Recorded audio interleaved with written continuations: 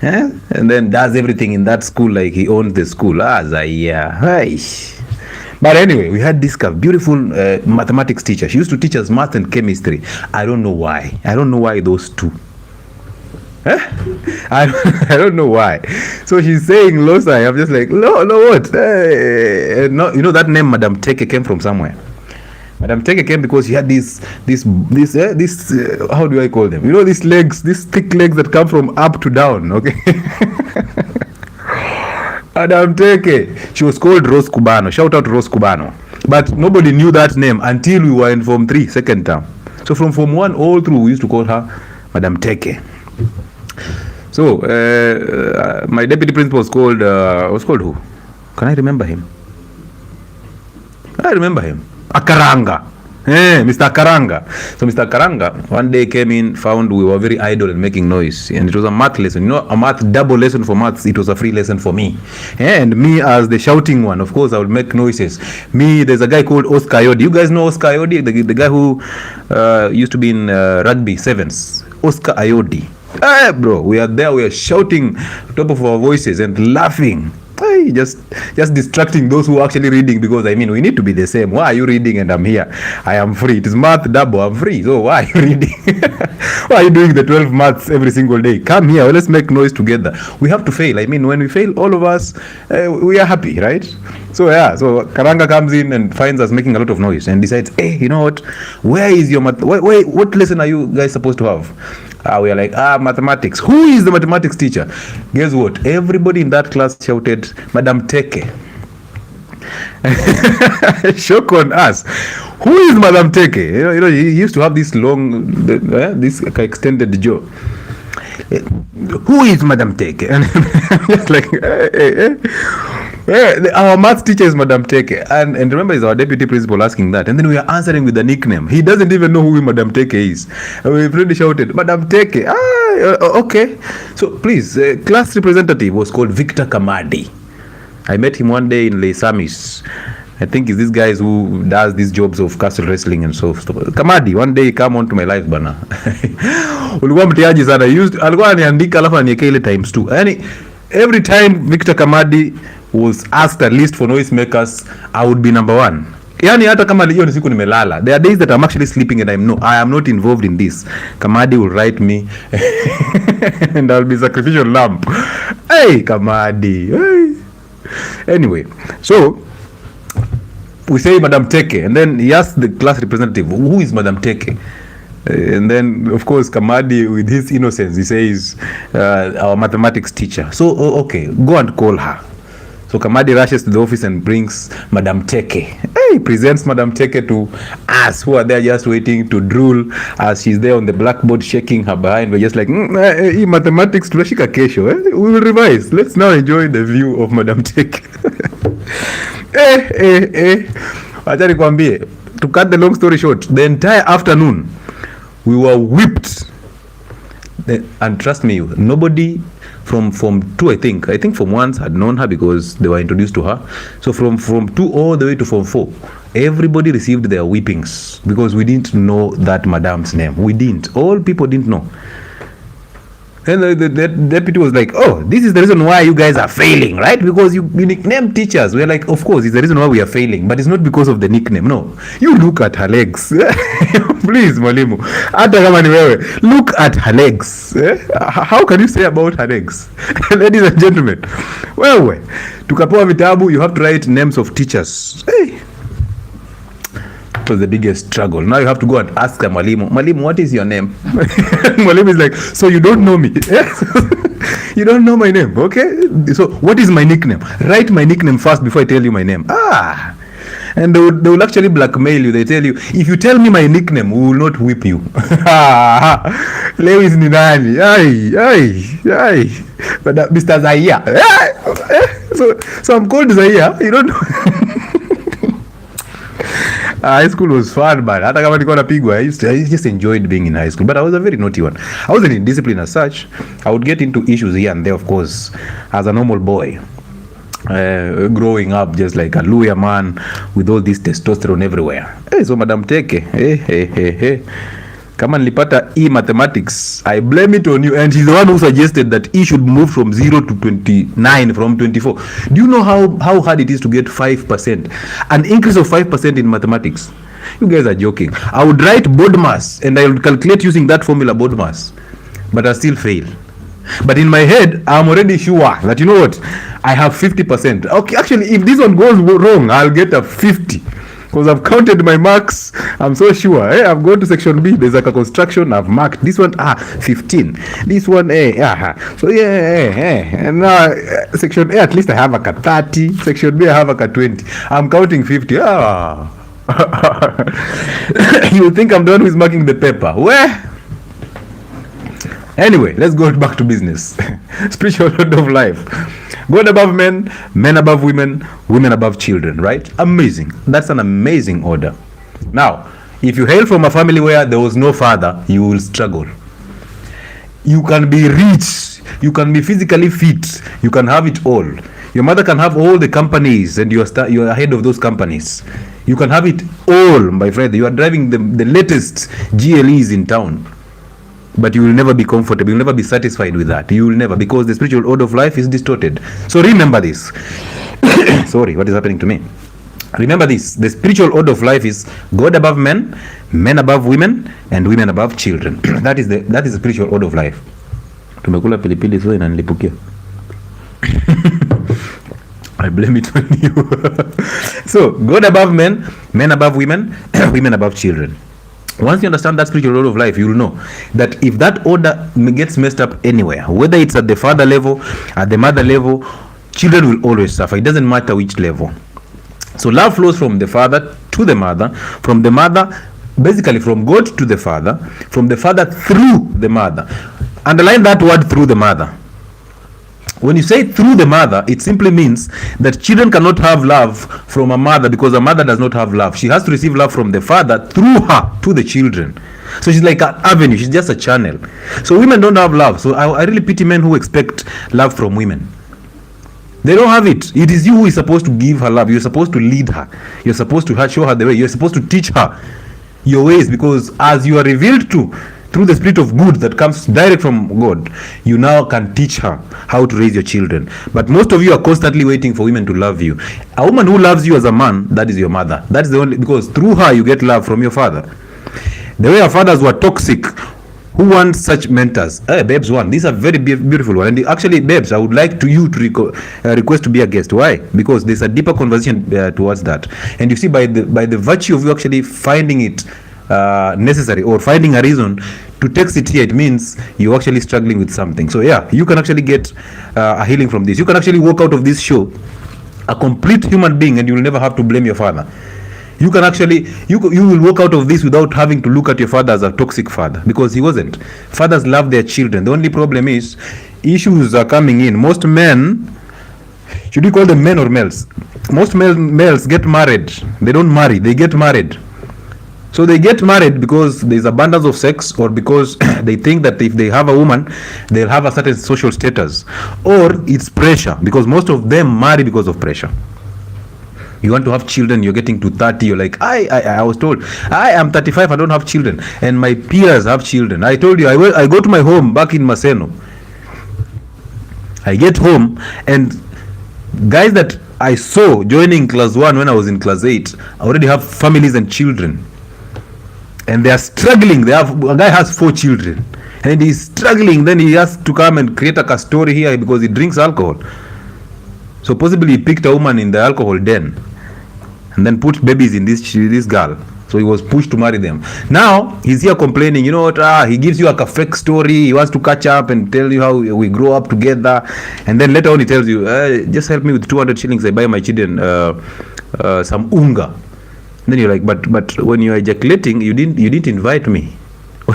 Why are you inviting me to provide when you are the one who is enjoying this? This is the reason why I tell you, if you have to do a wedding, a church wedding, it doesn't even matter. Even if it's that karurasho that people do, if you have to do that, afford it. Afford it. Stop pushing people in a WhatsApp group to actually give you money so that you can actually afford a wife. That tells you can't afford that wife. Kwani amuoni mambo ya Juguna? Stop pushing people to support you. People don't have to support you. You came alone. Who will support you? They don't have to. You must offer value for people to actually buy that. Trust me. People have money out here. That's one thing I've noticed. But for you to get money out of people's pockets, you must be so good at what you do so that you make them look stupid. Yeah, okay. For you to get money from my pocket to your pocket, you must be sharp than me. You must make me look stupid, so that your concept makes sense. So now I decide, you know what, I'm going to give you what I've worked hard for free. Is it not the reality? So that person you're calling a client or a customer is basically the dumb one. If you are selling clothes, you must make sure that you are on top of the fashion game, so that you sell to the dumb one, because they didn't come to your shop naked. They came with clothes, but now you have to convince me them, you know, these clothes that you're wearing, they are not okay. You need to take others from me. And for men who shop maybe boxers once or twice a year, they shop in bulk but once a year. So if I'm shopping from your shop once a year, how will you sustain that trend? I used to sell clothes. I know. Yeah? I used to sell clothes.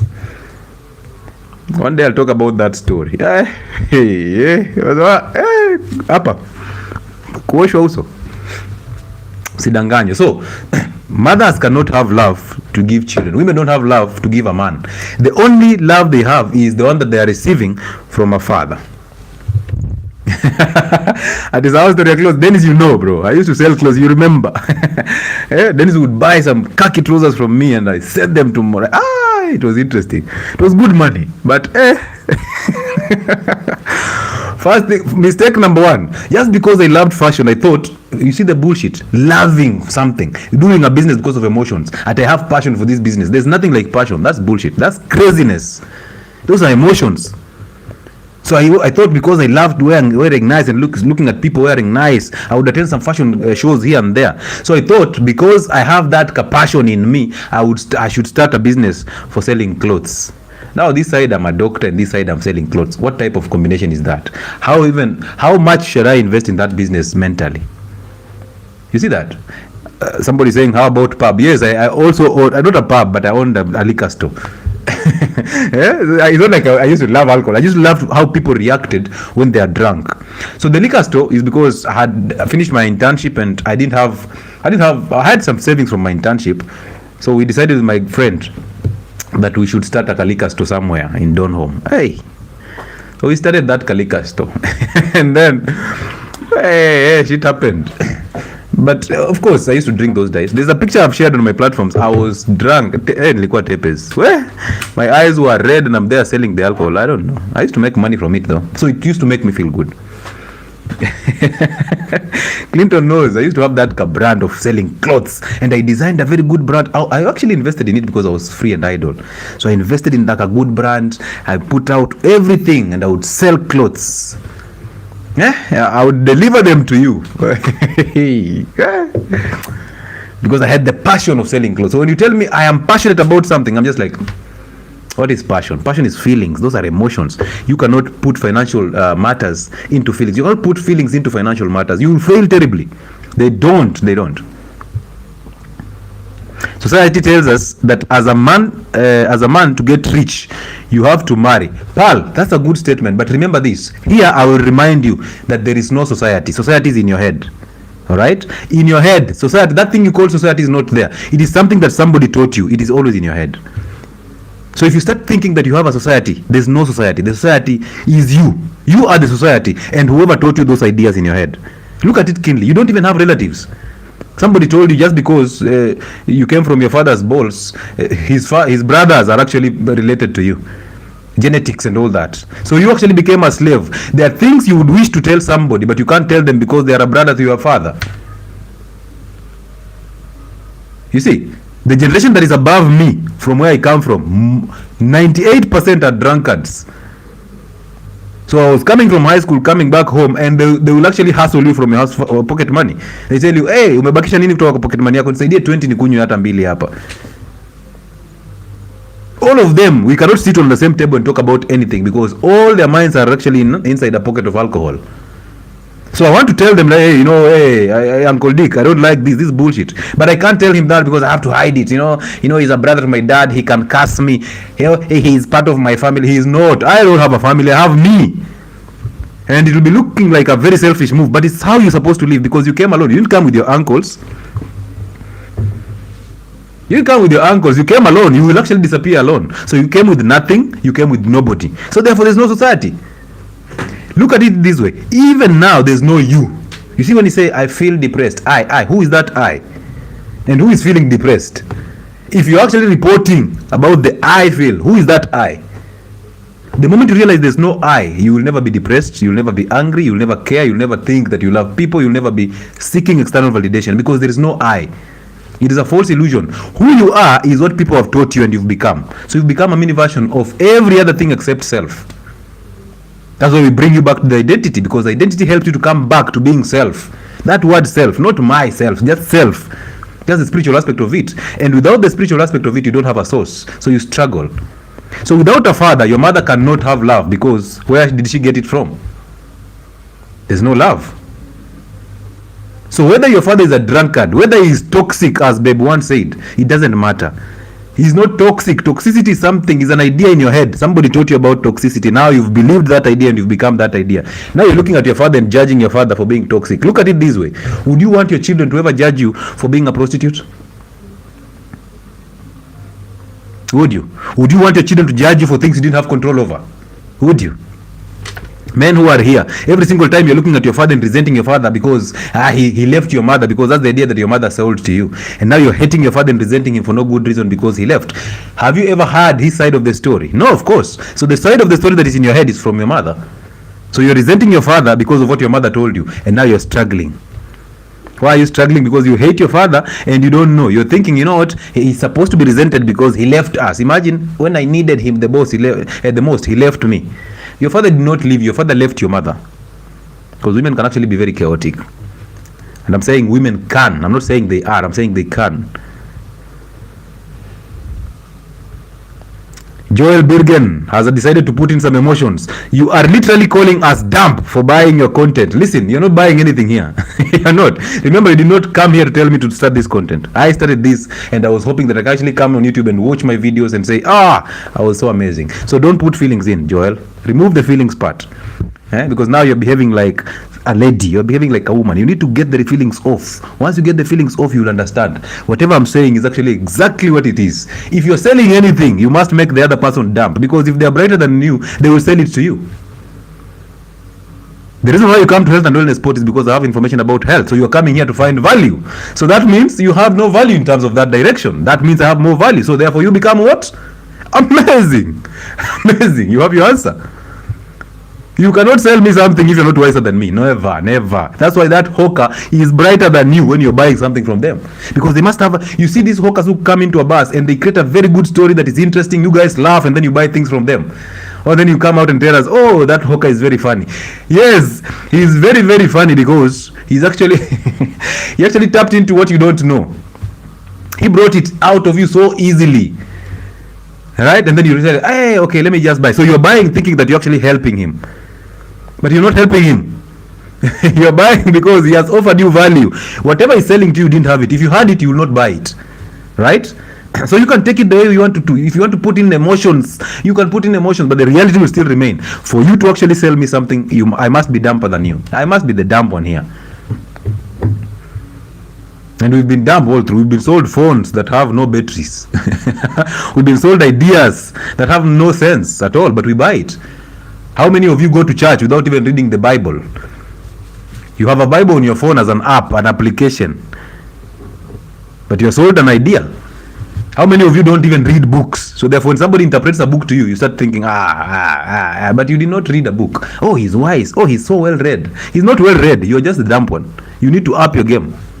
So get off the feeling zone and come into reality. As a man, feelings are not there. Hey, please keep feelings huko kando, because every single feeling is coming from your thought. Higher, all feelings are coming from thoughts, and we said all thoughts are all evil at all the time, except thoughts of the present. So we say that every single thought is evil. It's a lie. Every single thought in your head, because it's not your thought. It was put there by somebody. So therefore, it's a lie. So why are you holding on to a lie? Why are you holding to false identities? They are not even yours. So, spiritual order of life, God above men, men above women, women above children. That order, if that order is maintained that way, oh, that family thrives. And remember, that is not a marriage, that's a family. I'm not talking about marriages. If you want to talk about marriage, that is up to you. I'm telling you that without a father, children suffer. They will suffer because there's no love. That's how they start expecting things. So either way, look at it this way, because most of you are new here, so I have to remind you. If God is above men, men above women, and women above children, love flows from God into the man, because a man is an earthly representation of God. So therefore, a man is love on earth. So then his love is shared through the woman to the children. Now without a man, the woman does not know how to love. She will step in and take masculine roles. She will start to provide, but she doesn't like it. That's her unnatural state. So she doesn't like it. Right? So therefore, she is actually pushing a masculine role, which she resents. That's how she ends up resenting the man, because the man ran out of his role, his natural role, and now the woman is exposed. She's exposed to the lie of the world. She's exposed to masculine responsibility that she has to step up. She has no option. But the more she blames the man for taking for running away, the more she suffers, because remember, the most important decision a woman can ever make her entire life is the man she can give her womb to, not the vagina. She can give the vagina to anybody, but the man that she chooses to raise children, to actually carry the baby for, that is the most important decision that a woman can ever make.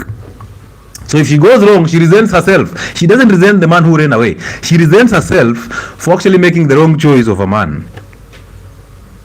But she projects that to other people, yet the real reality is in her. There's a question here. Doc, do you think marriage adds nothing to a man? Okay, let me just have that question again. Can you pin back that question, Kekeli? Oh, do you think marriage adds nothing on a man in terms of finances? In terms of, let's just stop at that point of finances.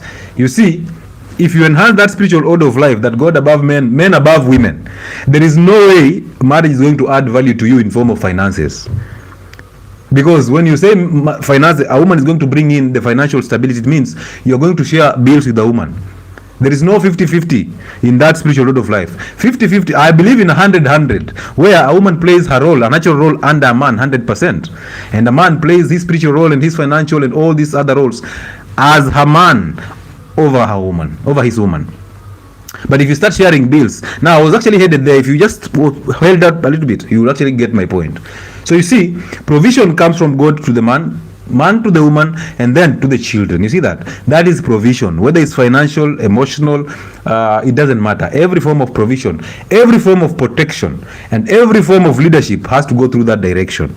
So therefore, if the man does not understand the spiritual order of life, it means this man is expecting a woman to share bills with him. That's why he's asking women, what do you do for a living? You're asking a woman what she does for a living because you want to know if she can actually come in and support you financially.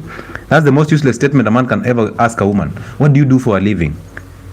Why are you interested? What do you bring on the table? Which table? There's no table here. There's just a spiritual order of life and has to be sustained.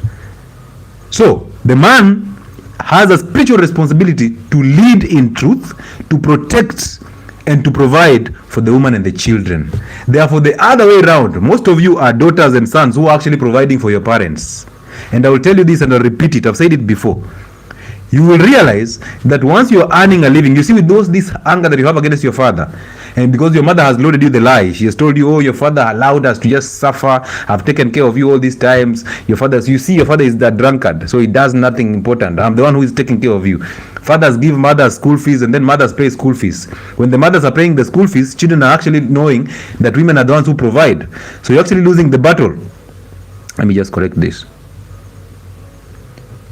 As a father, you know, I used to wonder why my dad will never give out money to my mother to pay school fees or do anything, pay bills for us. And I also wondered, why is it that I would easily relate with my mother when I want something. I would ask my mother so that she can ask my dad. That was an order, but you see, anything you ask my mother, even if she's the one who bought it for you, she will tell you, go and tell your father thank you. So we'll go and tell my dad, thank you for buying me shoes and all that. Even if it's my mother who bought it, we knew it is the dad who bought it. So we knew there was an order. So then I went into working, and because of the emotions, I would send my mother money and I would send my dad money. Hey, yeah. Let me tell you the danger of that. You see, because of the emotional being, you put the emotions into finances. So you decide, oh, I have now to send my mother a certain amount of money, and then I send my dad a certain amount of money. You will realize that your father still takes his portion and gives to your mother, because your father knows your mother's requirements. He has had your mother for 30 years, so he knows. So he will take a portion of that money and give to your mother for provision. But your mother will never take anything and give it to your father, because she is a receiver, which is just okay. So the moment you start sending money to your mother starts looking at you as the new provider. So therefore the discipline and the respect for the father starts to die. So most of you are actually killing your father's marriages and relationship with your mother. You're killing the marriage between your father and your mother, and you don't even know it. Now your mother starts disrespecting your father because you are a provider now. That's why they end up coming into the urban setups to live with you, because you become a new provider now, because you are unable to say no to your mother because you are afraid of her and you resent her, and you are just a mini version of her. Now she controls you, and the weird part is that control will continue because you resent your mother from within you. So you are basically her, because whatever you resent, you've become your mother. You will attract a woman who is exactly like your mother, because you're constantly running away from your mother. You don't even know, because you're part of it. When you're part of it, you can't know. So you're running away from your mother only to attract your mother in a marriage. Therefore the control continues. So most men marry their mothers. This is how it happens. So you marry your mother because you're running away from your mother. Listen, I was watching some guy, these monks, who was explaining something on the Diary of a CEO, and he was saying everything that you're pushing away from you will always come back with a bang. That's how life is. You push things away from you, they come back with a bang. And the things that you always push close to you, your children, oh, I love my children so bad, and you pull them towards you, they will always run. That's the concept of life. And I was also watching, there's a guy who does interviews with ladies and women. These young ladies, the Gen Z ladies, asking them their views about relationship. It's called actually President Law, right?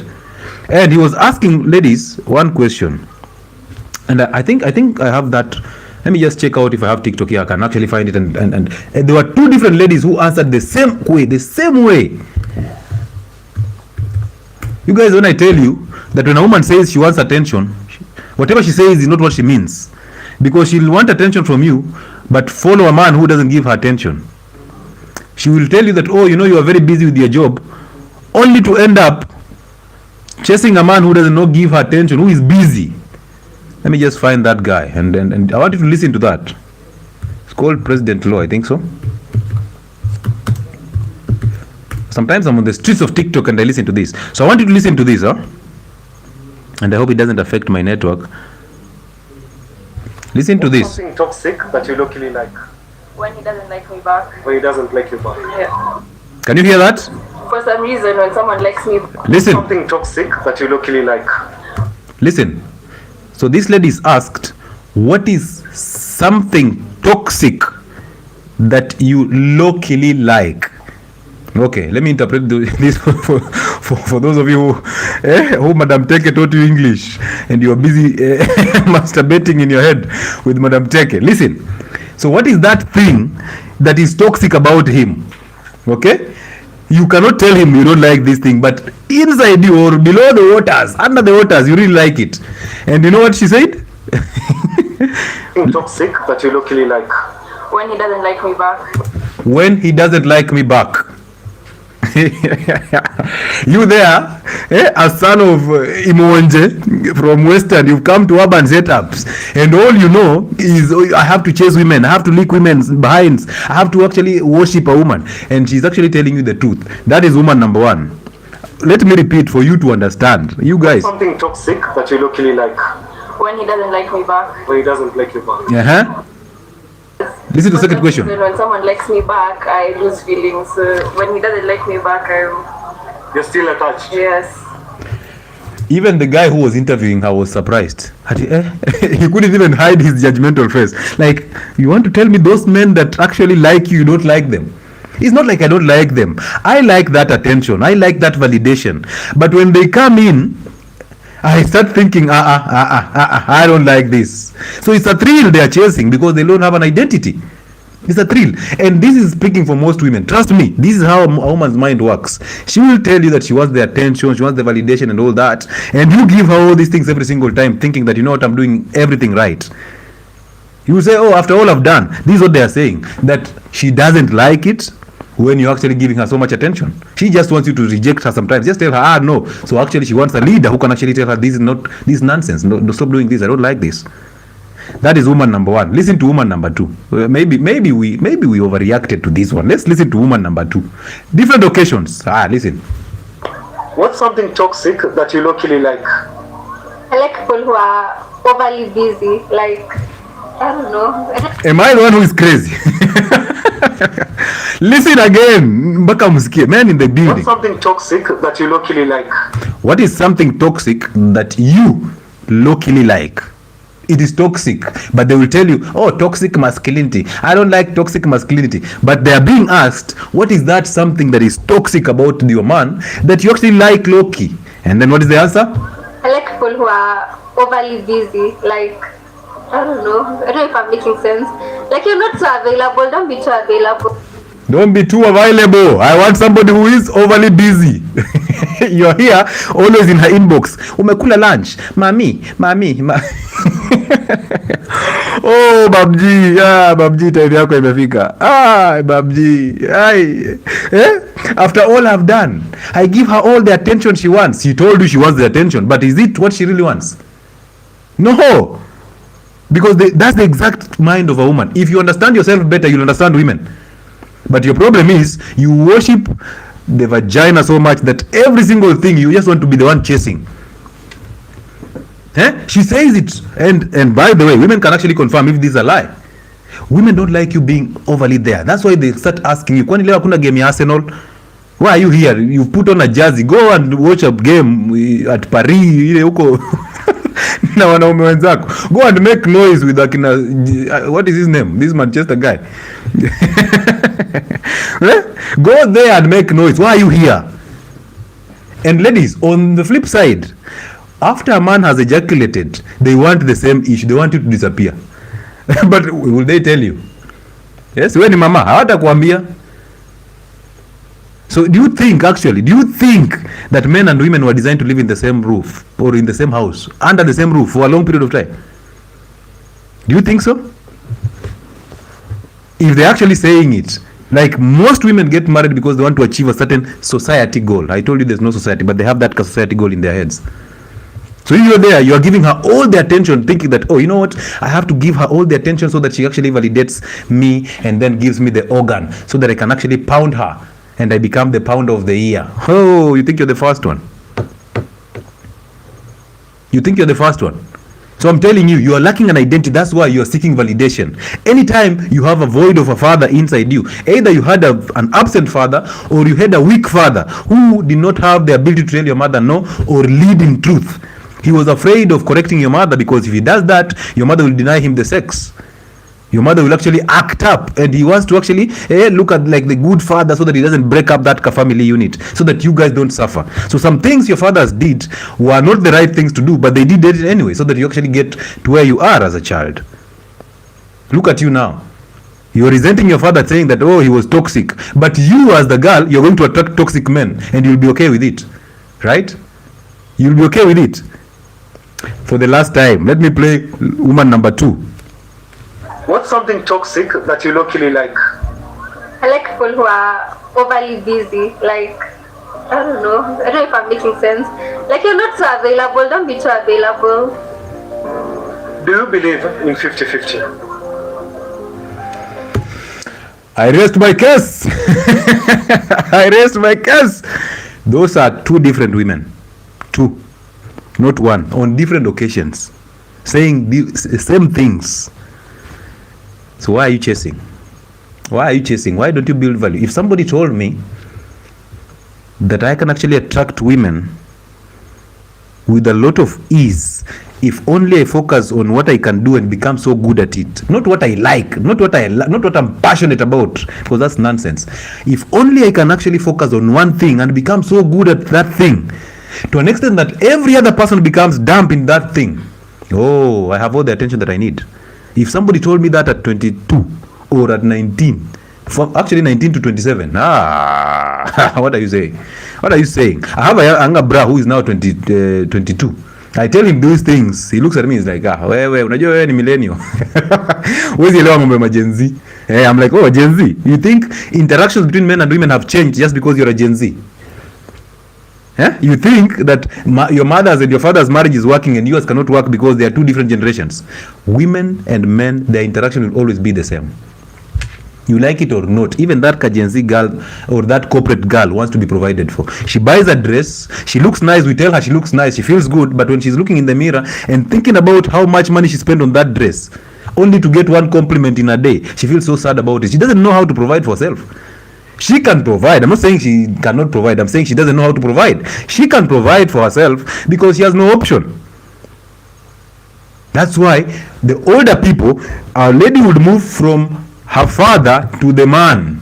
It's a transition. But nowadays, we've introduced a midpoint where women are empowered. I believe empowering a woman is making her know herself better, helping her overcome anger. I don't believe empowering a woman is actually making her compete with men.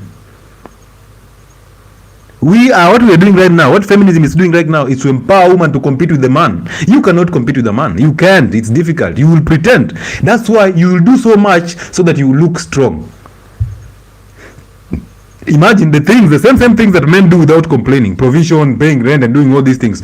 You will do them, and then you will come and tell us I'm an independent woman. By virtue of you telling us you are independent, these are things that men do naturally, and they don't come out saying, I am a man, I am independent. No, because it is their responsibility. Inside us, we are wired for that. But that is a man, not a male. A male is the one who will ask you on a date what you do for a living, because he wants to extract resources from you later on. He wants to use the shortcut to actually get to where he has to be. A man is the one who understands the spiritual order of life, and he upholds that spiritual order of life. He has a spiritual responsibility to protect women and children from the evil nature of the world, to provide for them physically, emotionally, and financially, to lead them with the truth according to the revelations that he is receiving from the Spirit of good. For him to get the Spirit of good, he has to overcome his mother. He has to overcome the weaknesses of his father. So therefore, you cannot say, I am a man, when you have anger. Where did you get the man from? You're emotional. Anger is an emotion. So you've not overcome your thoughts. So how would you tell us you're a man? How would you lead your woman in truth without having to put in emotions? How will you not overreact to a woman's nature? So most of you, once you popped out of your mother's womb, because your father was weak or your father was absent, the conditioning began. Immediately you popped out. That's why you ended up knowing about society. That's why you ended up knowing about your tribe, your religion, education. All these things have molded you into something else. So you have now many different mini identities, but yours. You don't have you. You don't have yourself. That self identity. All you have is identity from church, is identity from school. Everything else is from your mother. And you see, it is a spiritual responsibility of a father to protect children from being remodeled into their mother's image. So therefore, a father goes to work and comes back and corrects the emotional instability that the mother tried to put into the children. But most of our fathers were working in urban centers, so they will take about 6 months or so before they come back. So who did they leave us being raised with? Our mothers. So therefore, we became the mini versions of our mothers. Some fathers were present totally, but they did not have the truth or the energy to actually lead in truth because they shared bills with their mothers. There is no way you will share a bill with your woman and then expect her to respect you. She can't. There's no way. She can't. How? Where would she get the guts to respect you? Where would she get the guts to submit? You're asking her to be here today to serve you sexually or to actually take care of your children when she knows if anything goes wrong, these children are going to suffer, because she's not interested in you as a person. She's interested in the security that comes with you. That's why the mistake that most men do is to stop focusing on their goals and start focusing on the woman. Remember, this woman did not come because you are physically attractive. No, she doesn't care about that. She cares about the value, security. So she came because you can offer security, you can offer a value. There's value that you're coming with. That is what she was looking at. And she was thinking, if everything goes wrong with me and this career of mine, I trust Lewis, I trust Uncle Chile. He can actually take care of us. That is the only way she's willing to actually drop that job to raise your children. But look at you. You are in Nairobi, you're earning 50,000, and the next thing you're doing is marrying. You pay rent, and at the end of the month, you only have about 2,000 shillings for savings. You're marrying. Are you not just chasing an ejaculation? Now you want to push your wife because your wife is now, is now a secretary. She has to actually chip in. Where you are, she has to 50-50 with you. She pays school fees. And another mistake men do is thinking that just because they are providing, they are supposed to be praised. They're supposed to be told, thank you. No, you're not providing to actually be validated. You're providing because it's a natural role for you to do. You must. That's your role. So if you're providing so that your woman respects you, that's a waste of time. Respect comes naturally. At squeezing chwani. Let me tell you, chwani. Women resent weak men. Women hate paying bills. They hate it. They even hate working. They love their jobs because they're emotional, but they hate working. The only thing that makes women excited is the salary. At the end of the month, every woman is happy. Oh, she can buy a kamzinga. She's now at Kilimani. Kilimani ya barabara. Kuna gecko. Ako gecko has spoiled kameza kidogo. She's doing that not because she wants to do it. She wants to attract something. That's nature. So she knows if she hangs out at certain joints, she's going to do better. There's another one along Ngong Road. What is it named though? These very famous clubs that are all over. There's one in Eastlands, there's one along Thika Road, another one in Kilimani. What is the name of those clubs? The one that we went to watch a game in. What is the club? It's called what, Kilimani? What is the name of that club? Inaitwa aje nyinyi walevi? Al Capone, Quiver. Unaona walevi? Mbona walevi? Haya, ndo hao. So Quiver iko everywhere kwa sababu lazima ifeed appetite ya walevi. So a lady has now ka 30,000. By the way, most women and most men in Nairobi are earning possibly 30 to 50,000 shillings. So they are not working to actually do anything. They're just working to be busy and to pay some bills so that they can actually be seen like somebody who their life is moving. So you have a 50 Gs or a 60 Gs from a Muhindi in Nairobi. You're paying rent, living somewhere, maybe around 15 or you've made the first mistake. You're earning 30 Gs. You're already living in a house that costs half of your salary. And then I don't know what comes into men's head. You go take a loan and you've bought a car because somebody told you if you have a car, you will get women easily. And you think they'll not figure you out. Oh, you will smash a woman in that car today. And then she's like, tomorrow you're telling her to buy fuel for that car so that you go for a road trip. She's like, you have a car but you cannot afford fuel. In her head, she's like, hapa, tawe. So when you start expecting 50-50 from a woman, basically you are looking for your mother. Because you came from a family that your mother showed you that she is also providing. So that's what you know. You know women are supposed to provide. You don't know that the spiritual order demands that a man is supposed to provide for the women and the children. Now you're also using your children, taking them to good schools in quotes, just taking them to schools so that they get employed, so that they start providing for you in your old age. You're using your children as a retirement plan. So this is pension. You're investing in your children's education because they are pension. You see how messed up we are. So most of us come from families where either we had an absent father or we had a father who was present but very weak. Having a car but can't afford fuel sounds funny. Trust me, it is funny until you see people in Nairobi. You see these guys who have cars in Nairobi. Let me tell you, you sit back, just take time and go and sit at a mechanics. Maybe somewhere where these cars actually, they are mechanics. Just sit there and just take time. Pretend like you have even a car there being fixed. Just take time talking to these mechanics and all that. And see how men get angry when the mechanic brings the bill. Kwa sababu hapo hakuna bibi hapo, so they will not split the bill. Si kama pub mwenye unasema hai tumekunywa 30k, acha tukate, mimi nitalipa 15 ulipe 15. There he has to pay the mechanic, and he does not have any idea of these spare parts. So therefore the mechanic has made him look dumb so that he sells the spare parts. Do you get now ule jamaa Joel? Now do you get what I was saying? You are dumb in this spare part business. So the mechanic becomes brighter than you, even if you're a doctor. The mechanic is now the doctor to your car. So you're the dumb one here. So you have to pay. Look at how men get angry. Now they resent that kaka. They resent that kaka. They're like, I wish insurance would come in for spare parts. Please, men in the building, the moment you overcome your mother, the moment you overcome the weaknesses of your father, don't resent your father, just overcome them. Listen, even if you resent your father now or your mother now, what good will it do to you now? Imagine you as a 30-year-old, you're still resenting your father for his weaknesses. Are you not the same person who is complaining that you're an orphan at 30? Are there 30-year-old orphans here? Are you orphan at 30? Oh, you know, my dad died in 2011. It has broken me. It's like 2011 is still happening in 2026. And if you're here and your parents are gone, all your parents are dead, be grateful. Because they're supposed to die before you anyway.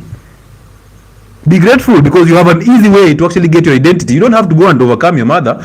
You don't have to go and overcome your father. You simply have to do the silent prayer and keep moving and stay present every single time. Your identity is there. But for those who still have parents, imagine now your mother is your worst enemy. You are afraid of her. You can't tell her no. But now I'm telling you, you have to face her and tell her, you know what, mom, I've realized along the way I've been resenting you for no good reason. And now that I know I was wrong to resent you, I apologize. That is the hardest statement for you to ever tell your mother. Oh, my friends, I have a guy here who is on this live, and I hope he can actually share his story one day. He shared with me and he told me, my friend, I called my mother on phone and told her that I apologize for resenting her. On phone it was easy because she didn't understand. So of course we are not seeing each other. So if she doesn't understand, I'll simply hang up. You get that? So he called the mother. They talked and they solved the problem. And then he came here and heard me saying, you know, if you can access your mother, go and face her. Stop calling her unless she's in the US. Nowadays, you guys have parents in the US and you're here. So, wewe uko ngambo. Kenya ni ngambo. Wao wako US, wanapigana na Iran. Wanakuangalia wanasema, hey, kijana wetu wako Kenya, ngambo ya Kenya. Hey, you are very lucky. And you're still complaining at Ruto here again. Your parents are complaining Iran there. You're also complaining Ruto here. So basically your family is just full of complaints. That's your DNA, right? So this guy tells me, I called my mother and I feel good. It has actually gone. I feel like I'm a man. I'm like, okay, we will be here. So I think I also down the line, this guy decides, let me go and face my mother in the village and become the man. I think I still struggle. Let me just go and face her and tell her who I am. This gentleman parks the weekend and goes Easter. Goes and is determined to face the mother. He didn't believe how he was trembling. You remember that saying? I was trembling like a dry leaf on a windy day. Hey, he was the, hey, huyu alikuwa hiyo matawi na hiyo baridi. There's two of them all combined. This guy was trembling and sweating at the sight of the mother. He has not even said anything. In his head, the devil is telling him, stop doing it. Don't do it. Don't attempt. That woman has raised you. That woman has taken everything. She has risked it all for you to become who you are. You want now to tell her all these things. So the devil is nga. And the guy is basically buying the idea of the devil. And the guy is like, no way. I've been listening to this voice all along. Let me just do it. Then the guy gains the confidence and says it. The guy says, I've never felt that awesome. Because my mother would compare me with my brother. Tells me you are the dumb one just because my brother is sharper than me in class. How can I resent my mother who died when I was 15 years? You see now, if your mother is dead, why are you worried about resenting her? She's dead. Be grateful that she's dead and keep moving. Go and apologize to your father if he's still alive. Just simply go and apologize to him so that you overcome his weaknesses. Remember, this is how you resent your mother. Because most people, when I tell them this, they don't understand it. Hey, James, listen. This is the point. So you have a father. You have a mother. Your father had his weaknesses just like you. He had resentment, he had anger, he had his mother inside his heart, so he ended up marrying his mother. He was unable to actually lead his mother in his wife, who is your mother. So then you are born. You are born out of this evil nature of the two parents. Your mother was angry and your father was weak. So you are born out of that. So then your father could not protect you against the emotions that were coming from your mother because he didn't know how to say no to your mother. So he allowed your mother to remodel you into a mini version of a woman. You became a woman. That's why you're angry. That's why you think. That's why you expect things from people. All right? That's why you're always struggling. That's why everything does not seem to work for you. And you give up so easily. Even a small discipline for a man, you cannot uphold it. You do it for 2 weeks and you've given up. You can't be consistent in anything. That's the problem. So the problem came in because you had a weak father and an angry mother. And you became this version of them. You became a weak son and you became an angry son. So you don't have an identity, you have their identity. That is how resentment is taught. So you see, when you're part of it, you can never see it as resentment. You cannot understand it because you're part of it. Only those who have separated from it can see it. If you're in the dark, you will never know that there's actually light somewhere. You're always in the dark, so that's your nature. But the moment you cross over and you see light, oh, you realize, kumbe I was sleeping, kumbe I was asleep, kumbe I was in the dark. And now everything becomes easier for you, because you will see those who are in the dark, you will not judge them. You will discern evil. You will allow them to suffer because you are there and you came out of it, and you know the only way to come out of it is by apologizing to those who actually put you in the darkness, your parents. You don't go and forgive your mother, no, because you don't have power to forgive. It's God who forgives. What you do is you go and admit fault. So you go and tell your mother, I admit that I'm wrong for resenting you. I realize along the way I've been resenting you without even knowing. But now that I know better, I admit I'm wrong and I'm sorry. So you admit fault and then you ask for forgiveness. Your mother cannot forgive you, so don't expect her to say, oh, I forgive you. Even if she says it, she cannot. She doesn't have that power. It's God who forgives. So once you've said that, you've taken your mother off your path of getting your identity. And then remember, this is a spiritual battle.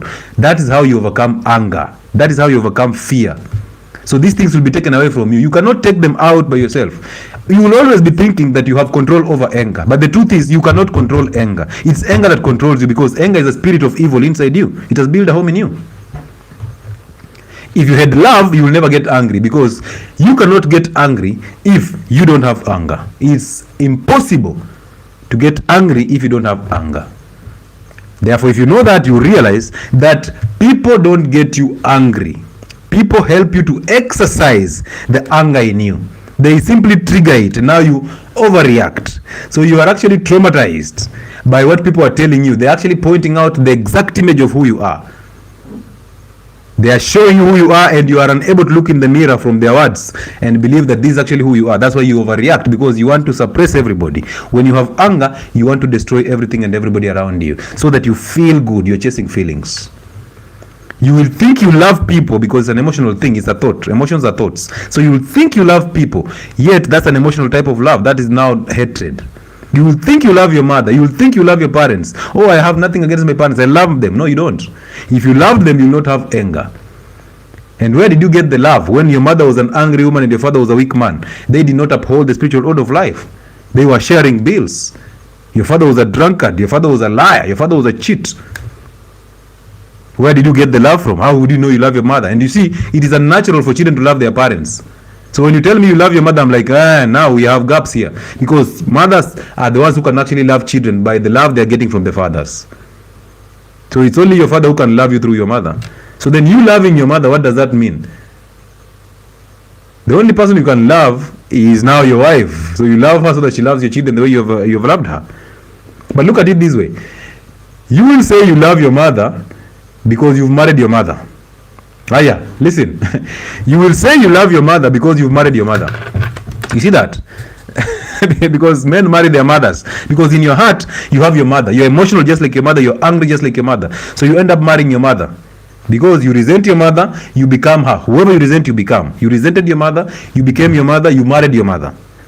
Right? Because whatever you are, you attract. So you've married your mother, and now you're telling us, I love my mother so badly. I know you love your mother, which is unnatural. But you tell the men how they hate their mothers. Look at them reacting. All men hate their mothers. All men hate their mothers. That's why they end up choosing their mothers as wives. And that's why those chaos are in those marriages. Because you people cannot sit together for long. You're looking at this wife here and you're thinking she's controlling you just the same way your mother was controlling. But it's your fault because you did not overcome your mother before marrying. You therefore are seeking something. You are seeking company. Being lonely is ugly. Being lonely is evil. Those are feelings for women, and the men can help them overcome that. But imagine you as a man that you're lonely. Oh, I'm so lonely. Oh, I miss you. What is that? You miss? Yeah, you're lonely.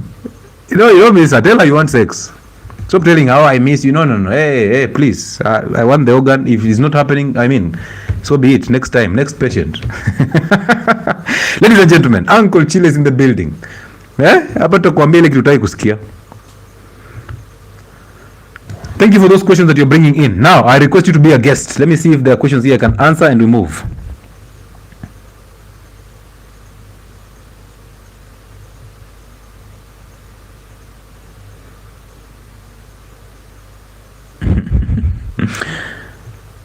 Watu wamekasirika sana historia kuambia wewe kabla ununue kitu lazima ukuwe mdamp. You see? And you're thinking that it's me who is making you angry. You just have anger. I'm trying to help you exercise the anger. So feel free. Are there people who miss others? Well, I don't care about people. You see, that's the point. When you get to an identity you get to a place where you don't care about how people feel. It has nothing to do with me. Because anything that is happening outside me has nothing to do with me. My battle is what is happening inside me. And I know very well, if I can actually stay if let's say, Anne, you are my woman. Okay? There are people who will take this the screen record and say, you know, Dr. Levi is now dating Anne. Mnakuwa mbaya ama nitokee kesho kwa media. He has finally confirmed. Listen, so Anne, you might be my woman, right? And you tell me you miss me. You see, you don't mean that because you're expecting me to say I miss you too. If I don't say it, you'll react to it, right? You'll become angry. Ya hujasikia nikikwambia I miss you. So you are not even genuine. You are saying it to get a response. So you are triggering a response because you know you can easily control me. When you are hoping that I can actually say I miss you too, you are controlling me, so you become my mother. So I should kick you out, or I simply go and overcome my mother, and then I focus so much on me, and if you feel so uncomfortable, you simply go where you want to go. And I am supposed to be very okay with you leaving. Alright, so loneliness does not exist, it's in your head. What is that? Can you even describe that? Like I'm lonely. How can you even, I miss you, what is that? Is it even tangible? If I'm providing for you, I know it's tangible. I'm actually buying food. I put you on the roof. I dress you and all that. That's provision. It's tangible. You can see it. But things that are in your head, how can I be responsible for that? So if you miss me, okay. And then I ask you, have you eaten? You're like, Kwani hujasikia nimekumisa? I'm like, miss tena. Me in my head I'm thinking, okay, kwani miss ni dem gani? Kwani acha hizo bwana. Focus on realities of life. Don't focus on lies and feelings. I welcome a conversation. If you're willing to have a conversation and those questions you can bring them on board, I'm willing to answer them. Iceberg is saying, Uncle Chile, I am ready for your identity uppercuts. They are already coming in. Kimajembe style. Tunapiga mpaka huko chini. Ende njuanga. Tawe. So, allow me to tell you this, that is it on 4th or 9th? Let me just confirm those dates. 4th, right? So on 4th of this coming month, May, all the way to 9th, we'll be in Nairobi for the physical consultations. All right. So if you want to book an appointment with us, you can do that through the office contact 0707074722. Now, don't call this contact. Simply send a text on WhatsApp. And most of you will text this number and then think that you're actually talking to me directly. So you start chatting. Yani mnataka kuchat na mimi kwa nini? Wacha hiyo maneno bana. Hii mambo ya chatting bana. Sasa uniweke hapa mpaka saa 8 usiku. I've done a show until 11. Now you want to chat me until saa 8 at 2 a.m. I miss sleep because because you are missing me. We lala bana. Sleep. So send a WhatsApp message, they will book you in. They will tell you. Send a WhatsApp message with your name and what you need from us. Is it a physical appointment? That is from 4th to 9th of May. Is it an online appointment? That's literally every single day in the evening when I come out of work. Is it, unless otherwise, is it a weight loss program? By the way, on the 15th of May, another weight loss program is dropping in. 3 months of a weight loss program. Hey, what a hell of a weight loss program. Our weight loss programs are very interesting. They are not weight loss programs. They're actually healthy living programs. That secondary to it, you start losing weight. We don't focus on weight. Weight is a symptom of you eating bad. Weight is a symptom of you having no identity, no consistency, no discipline. So we don't focus on the weight. We focus on fixing your identity and then fixing your kitchen and encouraging you to actually do the fasts, eating clean as much as you can. You don't have to be perfect. You need to be consistent. So we focus on that, and then secondary to that, you start becoming a human being. You stop becoming a pig. You become a human being. So we want you to drop this. So we teach you there most of these things. I hold these talks there where we talk about identities, We talk about diet, we talk about nutrition to be in general, we talk about workouts, we talk about fasting schedules. Actually right now there are people who are fasting in those groups. There's a group that is fasting from today until Sunday.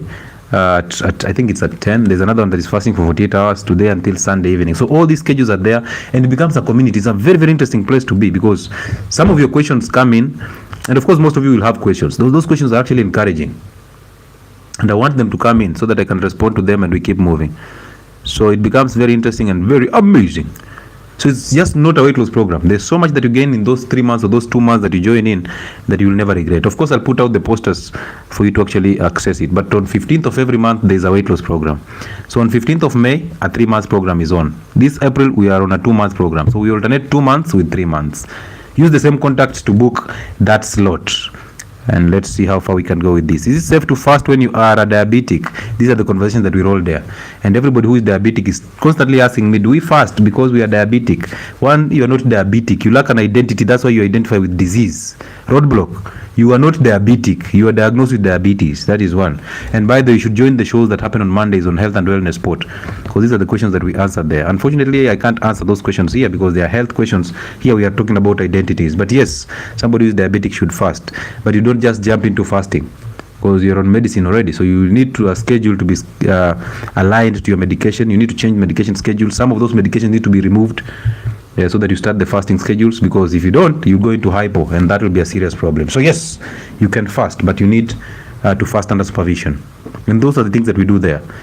All right, yes. So we have physical consultations, we have online consultations, we have weight loss programs, we have merchandise that we do sell. Some of them, these mugs, Health and Wellness Sport mugs that we sell. We also have branded t-shirts. You've seen me with those branded t-shirts on my shows and lives. We have both for Uncle Chile and we have for Health and Wellness Sport.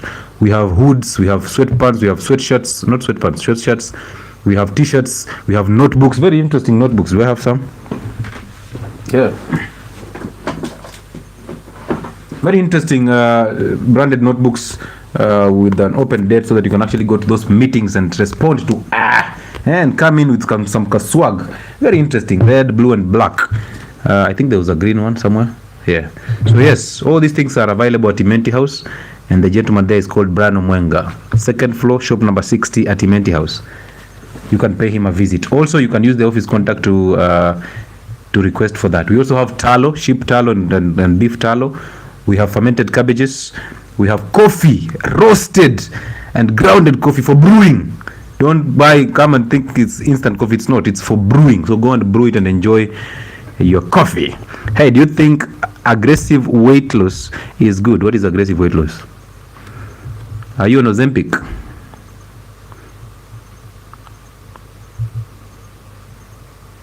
Are you on Ozempic? What is aggressive weight loss? You lost 30 kgs in 1 week? Weight loss is not a program. Programs are healthy living programs. Weight loss is natural. You're supposed to lose weight naturally. So what is aggressive weight loss? Tell me about that maybe on Monday, if I have the grace to be here. Good. So I have told you, always understand. Please, your phone number again. My phone number is pinned there. Kekeli has pinned that phone number there. 0707 074722. That is not my phone number. That is the office contact. So kindly use the office contact for WhatsApp. WhatsApp my office contact. So, spiritual aligning. This is not a joke. You might think that you're disciplined. Maybe you're just not disciplined in terms of eating clean. No, you're not in discipline. You're not addicted to food. You're identifying with the addiction. Now you've become the addiction. So identities, what they help you is, once you overcome, you will have the discipline, the consistency and the patience to do it, even when you don't feel like doing it. We said feelings are what? Coming from your thoughts. Every single feeling and emotion is hailing from your thoughts. Mention one feeling that you know that is not coming from thoughts. Just one. And also mention one thought in your head that was put there by you. Tell me how you developed that thought and ended up putting it in your head. Just one thought. Ramadan Inganga is in the building. I see Easy Code Lab 7. Timothy Kipngetich is in the building. I also see Helios Ramogi. Welcome on board. Amazing to have you joining us. Interesting.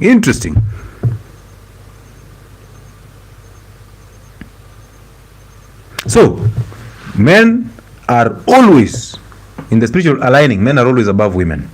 So if you're a feminist and you come in trying to tell me, oh, you know what, men and women are equal, I'm like, all human beings are equal. But when you come to the spiritual aligning, the equality is quite different. Men and women are not equal. Even men and men cannot be equal. Unless all of them have aligned spiritually, now that's where they can actually be considered equal, because before God we are the same. Hello, Prof. How are you? Nice to have you here. Now, listen. These are the things that they might sound not good to you, because my role here is not to massage your ego. My role here is to tell you the truth. Did you know that you as a man, the best way to raise your children is to be away from them?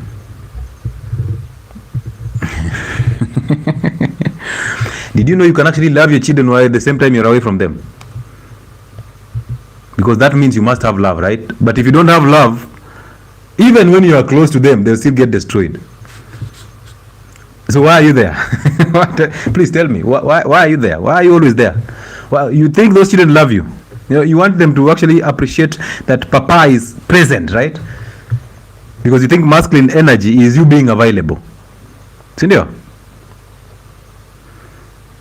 Even the titles come with a lot of ego. Prof, Doc, trust me, Honorable Mheshimiwa, Doc, Daktari. Do you know how I used to feel when I'm called Daktari? Oh, Doc. When two girls call you Doc. I'm like, you guys, you don't know I went for a degree. You think I'm Doc, bana. Call me Doc. Somebody calls me Lewis. I'm like, Lewis. What do you mean Daktari? But then this title starts to haunt you when you go to a place where wanachanga. There is a fundraising and they say, Daktari is in. Karibu Daktari. Daktari. And now you have to dig deeper. Your pocket has to be deeper, right, than any other average person. Oh, the best thing to be is average. Just average and ordinary. Be ordinary. Ladies and gentlemen, be ordinary. Oh, please, can you work on someone who is outside Kenya? Please, can you work on someone who is outside Kenya? What do you mean work on somebody? Consultation. Oh, consult. I do consult every single day. People are outside the country. This is my job, brother. So if you mean work on somebody, I don't know what you mean by work on somebody, but I'm assuming you mean consult. Yes, I do. I consult people. I counsel people. I consult people in health matters, and it's just an amazing journey that I've actually walked here and in Nairobi. So if that is your question, then yes. But if your question means otherwise, I don't know what you mean. So you have to come out clear. But working on you. I work on myself. You have to work on yourself. Mine is to show you the light. So the issue now that comes in with children is, you see, like the Gen Zs, let me use that as a good example. We think that we need to exist in the same space. But do you know, parents and children, let me say a father and children, they exist in very different spaces. This is the friction that is actually coming in every single time, because we want to actually mix these two spaces to become one. We can't. So you are a father and you're not a friend to your children. These things that you say, you know, you have to be a friend to your children so that you can actually share what they have. You need to lead with love. That's the only thing. You don't need to be friends. Having love doesn't mean you be friends, because you can be a friend to your children but you don't provide. It's the mother who provides. You can be a friend to your children but you still lie to them because you want to excite them so that they validate you. But when you have love, you lead in the truth. You don't care about your children's emotions. They will have to align to it. And that is what is lacking in Gen Zs, because the parents are actually so weak and they are liars. And now the mirror image that is actually coming through Gen Zs, they cannot handle it. How many parents do you know? How many people do you know? You people, even the Gen Zs are actually getting upset with these baby boomers. Somebody says in our office for he's 80 years, 94 years. You can even see Oburu Odinga, I'll mention that name here, at a youth leader. Somebody is 81, a youth leader. Which youth? And then the same person, you apply for a job in his office. He wants experience of 5 years. Where did I get the experience when you at 81, you are in the office? There was another one called 𝗜𝗚𝗘𝗡𝗡𝗧𝗜. There's the same space. You remember during Uhuru's time? 𝗜𝗚𝗡𝗡𝗧𝗜 at 94 years is elected as the youth leader. I'm like, youth leader? Now they are putting people in hospitals. People who don't have any knowledge about hospital setups, but now they are defending that lie by saying, you know what, he's here to actually take care of my Tajia, the ghetto people. I'm like, he can actually do that without having to be on a hospital board. Why is he there? How is he going to actually stand this conversation? This is a guy who dropped out in class 6. I'm not saying school was very important. I'm saying common sense is better than intellect. Maybe he has the common sense, but we've not seen it. How he shouts on the media, we cannot associate that with common sense. He's so bitter. We've seen him doing all that. So this is a position that is being rewarded. And we are there as Kenyans. We are just comfortable. Hatuwezi fanya kitu. Unajua ni sucks. Ni dimples. Muta choose the wrong one over and over. Jumko emotional. Watu wa ghetto now, those who vote are now, they've taken one of us, the ghetto president. Oh, Hailey Yee, ghetto president is now on board of Mama Lucy. Now we can actually access healthcare because he's going to fight for SHA for us. Who? Unless you withdraw his stomach. Unless you take away his stomach completely, you think he's going to fight for you. You think he's there because of you people. Nobody cares about you, and if you are suffering right now, you deserve to suffer. You are supposed to suffer because through suffering you will come out. So keep suffering, keep making the wrong choices there until you wake up. We need to actually stand against this nonsense. So baby boomers are in offices. They sit in government offices until they are, at least there was a regulation that came out. I see in counties, somebody is 80 years is going to be picked from retirement again, brought back to a county public service board. Oh, he has expertise. He's an expertise. Yeah. So he's an expert now. Okay. Let me change this. I'm seeing it going off a little bit. Good. So yes. So we need to stand against this. So there's no way a baby boomer as a father of a Gen Z, they can actually be in the same space. So you're seated in an office for all these 30 years, 40 years. You've failed. Generally, by the time you are 80 years in an office and you're still sticking in that government office, you failed. Some of them are afraid of retirement because they cannot afford their lifestyle. They cannot afford their wives. They have multiple wives. They have side chicks all over. Some of them, they are living from hand to mouth. They have loans everywhere. Have you not seen them crying on cameras? There's another one who was caught the other day, and during Uhuru's time, this guy showed us a mansion, a whole village, and then the other day he's there in the police custody, and then the way he was waiting for the camera, he was just like, then he sees the camera. I'm like, why are you mourning? Gentlemen, are you from, who did you that thing? Ati ameona camera. Sasa ameingia acting mode. Now he wants sympathy. When you are joining the government, we are not there. When you're taking the 1 billion loan, were we there? So therefore, please handle your own problems alone. Don't drag us into that nonsense. So your father or your grandfather, he is 90, still sitting in an office, in maybe a board somewhere, still holding a government office. But the same grandfather of yours or the same father of yours is asking your Gen Z friends to provide a resume with 5 years of experience to get that small job, an entry job. Where are these people going to get experience from when you're seated in that office all through? You are actually of experience, so you need to go. There's nothing new you're going to bring in. These are the people who sit in county offices, and all they do is to take allowances. Kuna trainings zinakujanga kwa county, they are the ones who are going there. They don't implement anything, but they just sit there, write their names and put in their job groups. They get their allowances, the per diems. So without those per diems, they will struggle. So they don't want to leave those offices. Look at the one for Kotu. Re-elected for how many times now? And you think there's something new he'll do for it? So the older generation think, this is the weird part, that the older generation are actually thinking that they are not old, and the younger generation, the Gen Zs, are thinking they are old enough. Look at that confusion. Your grandfather is thinking he's not old, your father is thinking he's not old, and you here, you're thinking you're old enough. So how can you exist in the same space? Chaos, right? Those are the problems that we're actually experiencing. That is number one. Me, I personally think the old people should start leading with example by exiting those offices. They should set examples. Now that they have done their job, they should bring in this new generation slowly and carefully and teach them as they live. So the young ones should actually be very, very confident to occupy these offices. But you see, it's difficult for the young ones to actually do these things because they don't have an identity. If your father is in an office and is 90 years, that means you don't have an identity. You are still afraid as just like your father. And you will actually, once you get into that office, you are aggravating for that office. You get in and you will sit in until 90 also.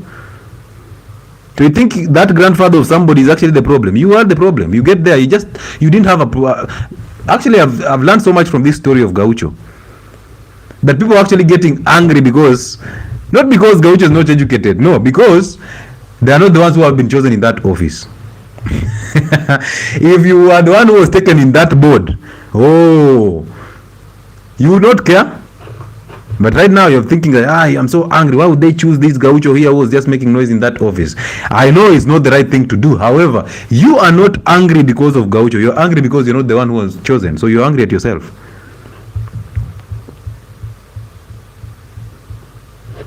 So I believe the older generation should actually lead in some, they should display some form of wisdom and leadership, and through that these young ones will actually emulate. But when they are thinking, the young ones are thinking they are old enough and they want to occupy some spaces, yet you at 90 years you're still in that office, how do you expect them? They will come with force and they will take you out. You will run through tunnels the same way your members of parliaments did. That is number one thing you should know. Number two thing that we make it wrong, you have been taught how to pray. Now, do you know, if somebody taught you how to pray, somebody taught you how to instruct God what to do. Oh, I want a car. So you actually become, God has to consult you. So you tell God what to do. God, I want a car. Give me a car. So you're instructing God. You become a consultant. Now you're consulting God. And so God will respond to you. No wonder you're still struggling. And then you will pray, and of course you will get a car. And you will think it's God who has given you a car. But you prayed from your thoughts, so you prayed to the devil. So the devil handed you a car, and he's using that car to depress you. That's why you're angry at the mechanic. That's why you hit somebody. And then the depression began. That's why you shout at everybody who is trying to near you on the highway, because you know this car is from a loan, and you cannot afford. Any damage on this car, you're going to struggle. So you are seated in that car, you thought this car will become your happiness. It excited you for only 2 days. There's a lady on TikTok who is always talking about my Subaru. Do you know her? My Subaru. She even said, my Subaru and I have decided, I never thought I'll tell you this, guys, at 31, that my Subaru and I are going back home. So she's run so broke that she has to go back to the parents. Then she's going with the Subaru. So she bought a second-hand Subaru that, excited her for some few days. And then now she's getting broke because of that Subaru. And she thinks it's the Subaru that is the problem. People are telling her to sell it. People are giving her all these false ideas in her head. And now she's getting confused. But she's saying, I'm sticking with this Subaru because from my background, from my mother's side, I'm the only lady who has afforded a car, who has bought a car. So I can't, this is not just a Subaru. It's actually something deeper than a Subaru. Of course, you don't understand, do you? You don't have a Subaru, do you? She is depressed, a false disease, just because of an old car. So you thought that buying a car will give you all the comfort that you deserve. Now you've bought that car. The devil has handed you a very precious gift in form of a Subaru. And now you sit in that car and every spare part pains you so big to the DNA. You are depressed because of a car. Imagine that. When maybe 2 years ago you didn't have a car and you were okay.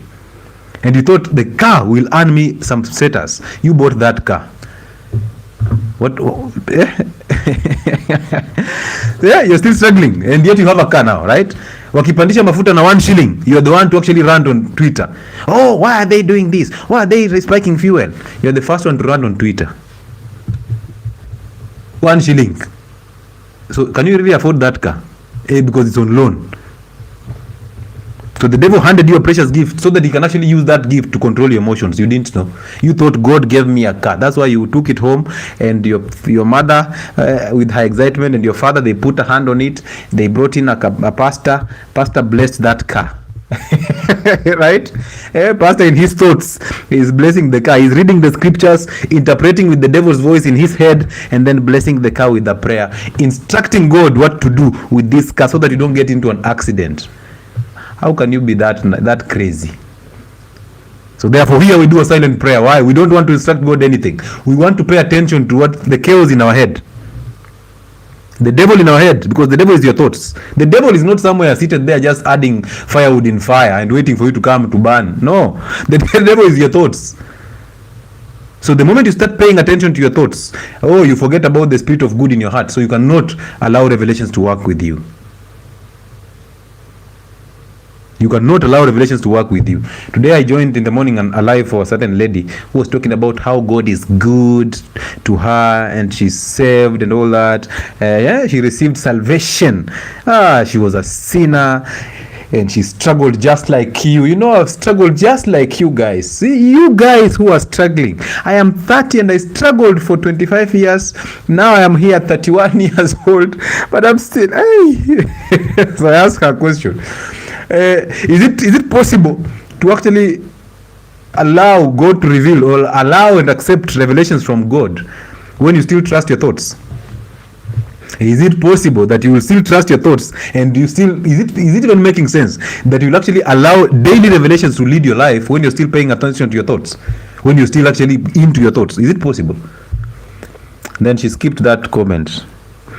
And then I think it hit her later. She came back, and then she said, she read it and she was like, aye. So she told me, it depends. And you'd see how her face changed instantly. Like, who is this asking me questions? Her face just, I'm just like, wewe, huyu ndo aliokoka na kuamini katika jina la Baba na Mwana na Roho Mtakatifu. Christians are the most pretentious generations. They pretend. They hate each other. Families hate each other. And by the way, there's nothing like families. People just hate each other. So don't expect somebody to come out of somewhere to just love you when they don't even love their parents. They don't even love their siblings. They are always competing. They resent their parents and they are coming to love you. Where will they get the love from? So ladies, I'm telling you this so that you know that when you meet that guy and you're thinking the devil in you is telling you this is the right guy, all right, ask him, where is your father? What is the relationship between you and your father? Number 2, ask him, do you have anger? If he answers directly yes, the better. He's a good guy. He can actually change. It's easy for him to actually get his identity. But if he just changes the question, what do you mean? Or runs away the way you run away from that question. Anza kuona zile flags zimetoka China hivi zinakuja. Anza kuwepa. So do you have anger? If he has anger, he has to fix it. Ask him, what is his relationship with his mother? If they are this tight, he has to overcome. If he's tied to this father, perfect. You will know that this one can actually love me. Because he has connection to the source, the father, biological father for that matter. Ask him, what is his view about family finances? Ask him, what is his view about alcohol and sex? You see that? Those are the deeper questions you ask a man. You don't ask a man, what is your favorite color? And you keep on insisting because you want to surprise him with I don't know, a belt, a brown belt on his birthday. You think he cannot afford a belt. You want to surprise him with you want to give him a dark colored boat or an indigo colored, Hey, wachana bwana, wacha. Men actually just know red, blue. Red and blue. So if you're thinking you can surprise him, just go and buy a blue or a red thing. He will actually act surprised. Underline the word act. Oh my God, guy, I feel, you love me, baby. Babji is hugging you and telling you, oh, I love you, baby. No woman has ever done this to me. There's a woman in somewhere in Ruai is licking his toes, making him good food and serving him.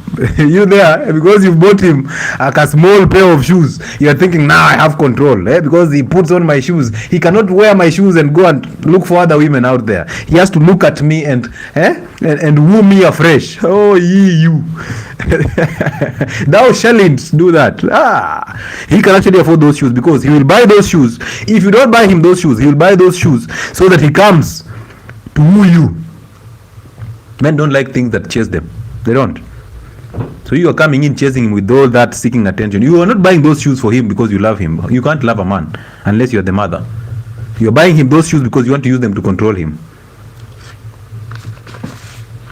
So those are the questions you ask a man. And men, when you're taking her for that date, don't even ask her what will you eat. Don't forward a menu to her. Tell her, here there's some good fish. I want you to enjoy this fish and see. You hand over the menu. She looks at the menu, at everything. Basically in her head, she's looking at what she has never been eating, what the other boyfriend did not buy. That's what she's looking for. She's not looking for food. She's looking for validation in this prescription here, in this menu. And then she tells you something, and then she's just doubting it. And then she says, okay, once you order, she says, I'll eat the same way, the same food he eats. Somebody's asking me, what if the father passed on? If your father passed on, be grateful. You have a good life. Your father passed on. Be grateful, because he was supposed to pass on before you. It's only natural that you die before your children. So if your father died, you can't hold that. That is the past. It is not happening in the present. So in the present, stay present. Go and apologize to your mother, overcome your mother, and then start doing the silent prayer. Close your eyes every morning and every evening for 5 minutes. Pay attention to your thoughts. Don't follow them. Focus on breathing. Let the thoughts die. So morning and evening, stay present every single day. Catch yourself going into the future, bring yourself back to the present. Catch yourself going into the past, bring yourself back into the present. So therefore, your father died. He's not dead. He died. Let him rest. You can't hold on to your father every single time as though he died today. These are some of the cultures that I want lawyers to change. You can't hold a dead body for 30 days just because the son is not coming, has not come from America. Your son is busy fighting wars with Iran. And by the way, avoid this nonsense of free Palestine and free whatever it is. Avoid that nonsense. Realize this. The war that is happening between America, whether this war or no war, and Iran has nothing to do with you. It's in the world. And the world is of evil people. If you're an evil people, you will identify with them. You will start taking sides. Oh, US are criminals. Oh, the pedophiles from that country is called what? I know they control these medias. They can actually block out this so fast. But again, we will say it. Oh, Israel. Oh, they are pedophiles. So we are. Hey, keep that to yourself. By the time you are reacting to them being pedophiles, means you are also an evil person. You've not just found a chance. If you are that a billionaire, you will rape those children. You will. It's just that you don't have that chance because you know the law will take course.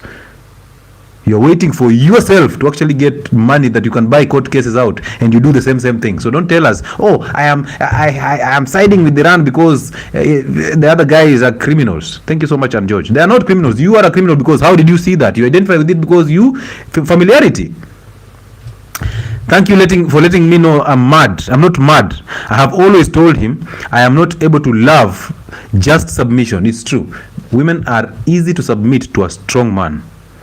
But women will resent the weaknesses in a male. They hate the weaknesses in a male. But women submit naturally. It's their nature. The name woman has submission and respect in it automatically. But it has to submit to a man, not a male. A male will frustrate the feminine nature. And males are fool in the parliament.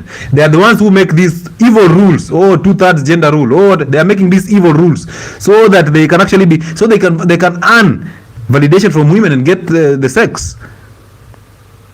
Have you not seen them being exposed for having sex in the toilets? But they are the same people who we elect into these offices to actually make policies.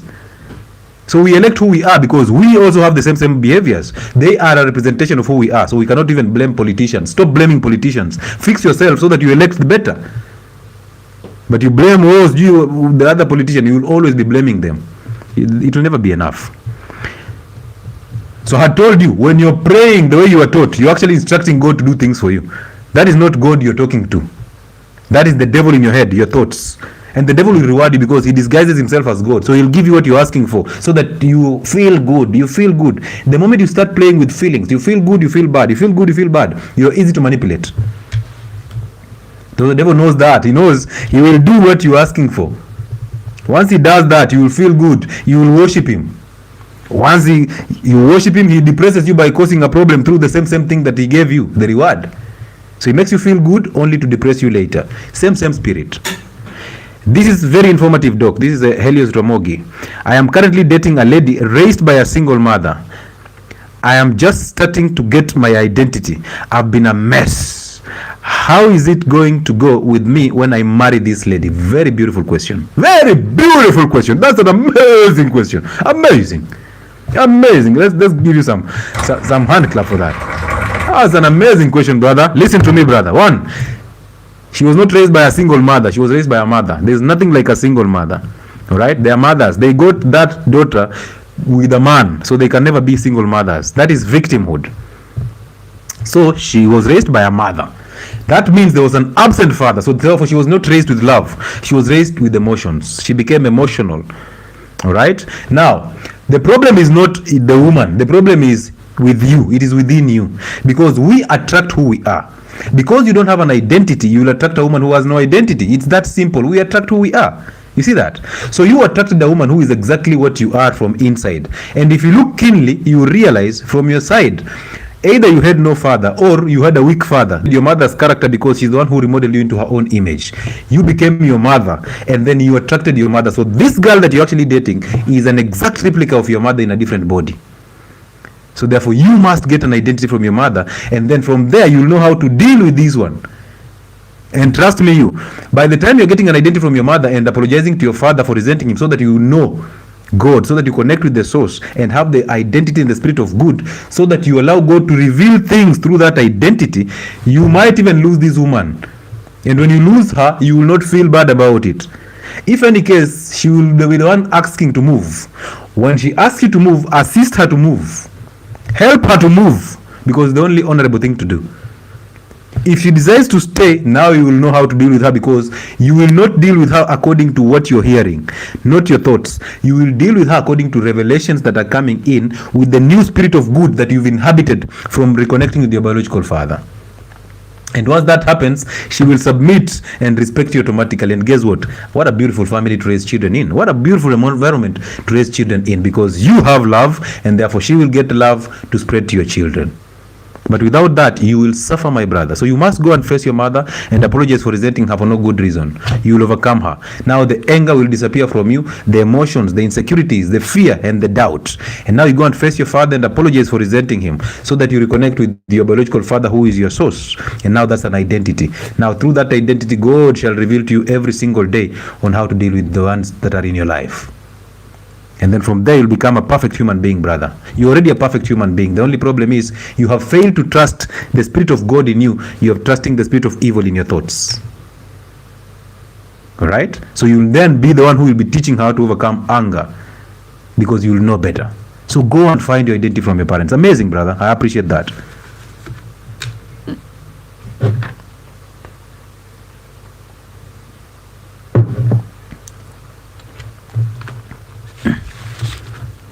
Somebody's asking a question, but it's affecting us. I don't know what you mean by it's affecting us.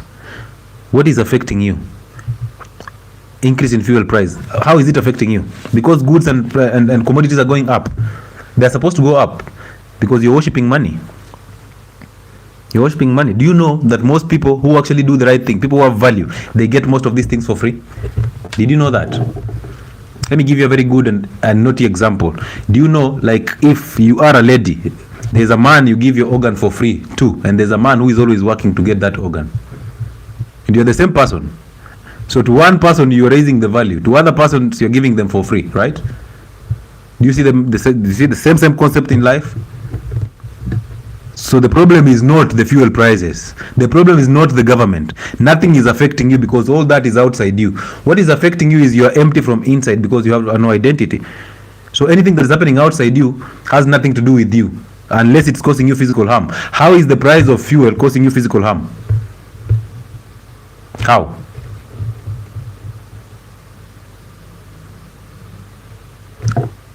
Lavender, how is a spike in fuel prices causing you physical harm?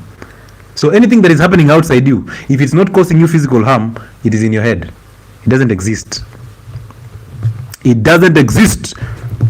And I will tell you this for free as we finish this live, that the biggest disease on the planet is wanting to be special. The biggest disease on this planet, on this surface of heaven, this side of heaven. Thank you, Kate Nduta. I appreciate the giftings. Now, those of you who are here, and thank you again. It's amazing. Thank you for the mulligans. If you're here and you're not even liking the life, you're very mean. And I understand you. Because you cannot imagine that this information is coming from Lewis. You know, of all the people, this guy that I resent, where did he get all this information from? You can't imagine that, right? So inside you, you're burning. Why is he telling me this? I can't even like his life because hasira inakuwa. Hasira inakuwa. Unafikiria tukinifollow ati nitakuwa nimegain kitu bigi sana. Like, if I follow him, he'll get to 300,000 followers. Why would he have 300,000 followers? And he is attacking my parents. He's telling me I was not raised by a single mother. See, I'm the one who was raised by her. I know she is a single mother. Who is he to tell me that this is not a single mother? See, it's my dad who ran away. So why is he? Hey. Punguza kelele kwanza, alafu na ukuje tukae chini sasa tuongee. Kwa sababu bado una sound kama mama tu. I'm like, that's your mother talking. I don't want to talk to your mother. I want to talk to you. I want to address you. So tell me what's the problem. Stop sounding like your mother. This is one of the reasons why fathers reject their sons. You're coming in to actually apologize to your father, and you're coming with the vibe of your mother. Oh, that is nonsense. Go and tell your father, Dad, I know what? I realize that along the way I've been resenting you, and now that I know better, it's wrong for me to do that. I'm sorry. Gentleman talk. Once you say that, short and very straight to the point, this gentleman will sit you down and tell you what happened between you and your mother. Between him and your mother, and you realize these two had their own issues and it had nothing to do with you. Some of you have been blocked from seeing your biological fathers because your mothers wanted to punish your fathers through you. Some of you, your mothers got remarried when they had a pregnancy from another man, and they blocked you from actually reconnecting with the biological father. You're wondering, this person here, I don't relate to him like a father, even though I don't know if I'm actually his son. It's only your mother who knows, and women are willing to keep a lie all their lives.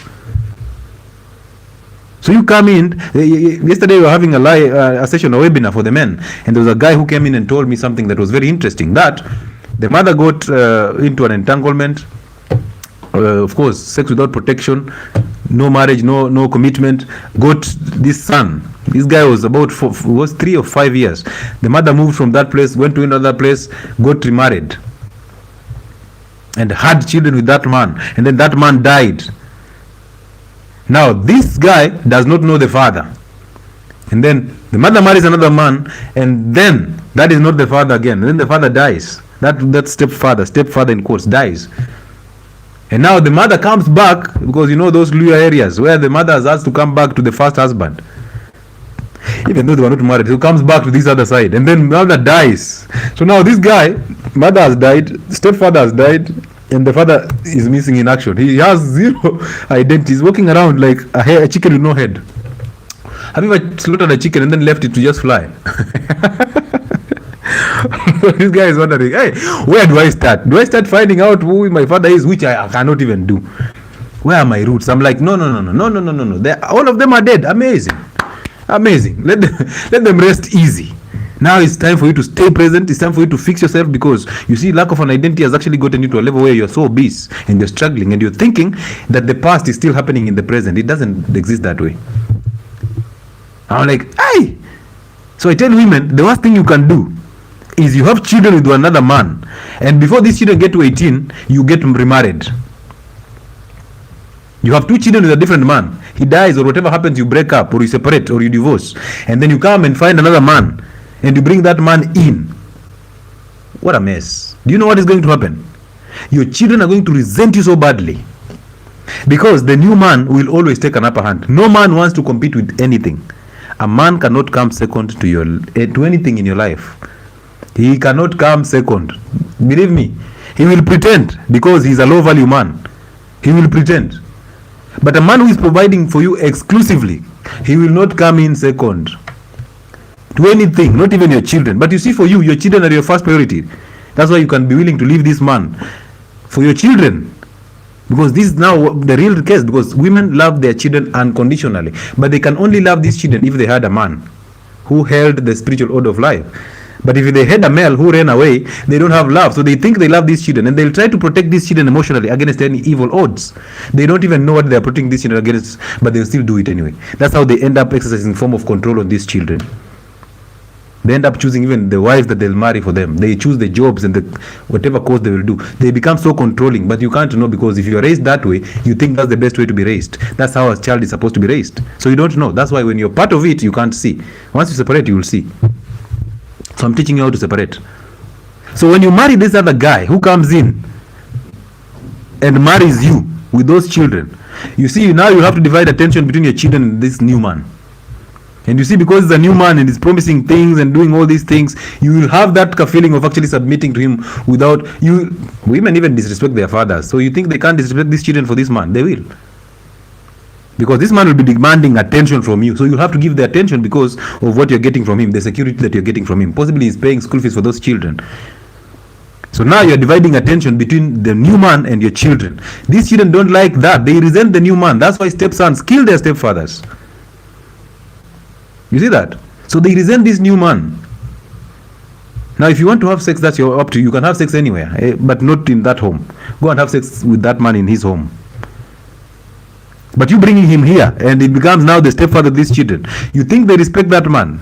Children will never respect a stepfather. They can't. They don't have that power to do. They can't. They don't. He's not their source. So they cannot submit to something that is not their source.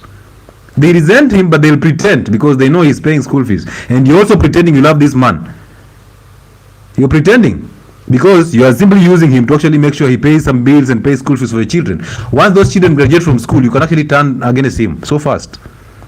So he's investing in it knowing that you can easily turn away from him so fast. So what does this man do? He is very cautious. So you will have to give attention. The moment it's lasting, you will have to give the attention. That means you will have to divide the attention between him and your children. So how will you raise your children? You now hate your children so bad because that's not raising children. You must give them attention. That's your role. Now you're giving that attention to the man, the new man. Oh, you look at it this way. Let's say you have a home. The man who died or the man who left you with a home. So these children are living in that home, right? And you're living in that home too. And then you get a new guy who is possibly younger than you or even older than you but has a different home. Now you see, you have to get permission before you go to see this man. You have to actually create a story, a lie to your children so they're going to see this man.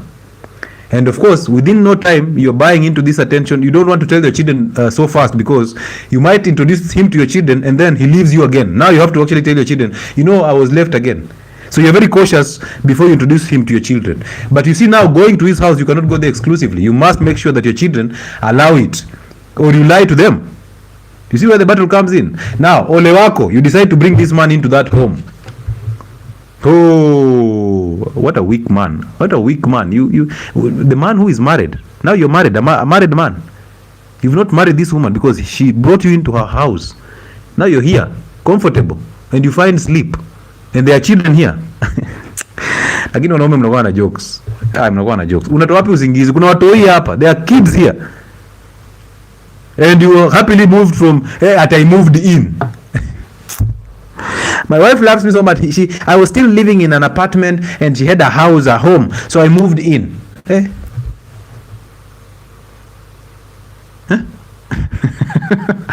I'm a bit cheesy. Am I the crazy one here? Okay. Wewe. Let me tell you, in Western, disco matanga, those music systems that they play in burials, there's one guy, ladies, women are limited in that kabash, okay? Limited in that kabash. So we might have maybe 3 women and we have 20 men. But there are alpha males there who have smoked weed and then they come with pangas, okay? They have pangas in their trousers. So they're just dancing there, sipping alcohol, and then they book that woman. They've not told you, nobody will tell you that they've booked that woman. They just come and say, huyu ni wangu, this one is mine. Nobody touches that one. And then they go. So they're just dancing there, sipping some changas, they're dancing, and the woman is there shaking her ass a little bit and then moves on. So every man who was there when this announcement was made knows if I touch this woman, I'm gone. Oh, that song. You know that song? Sila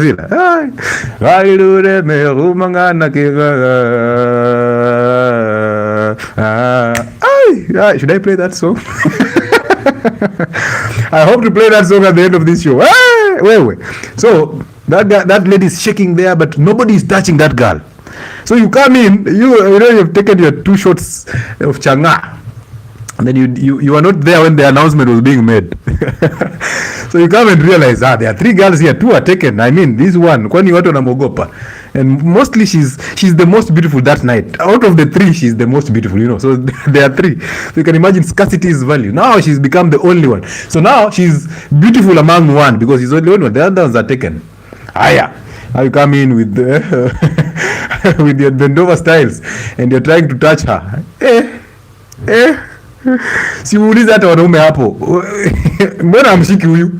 Ask those men around there. Why are you not touching this one? Why is she dancing alone? Now you've come here with a long jacket and then you're going there. And you see the girl will not resist you. She will simply dance.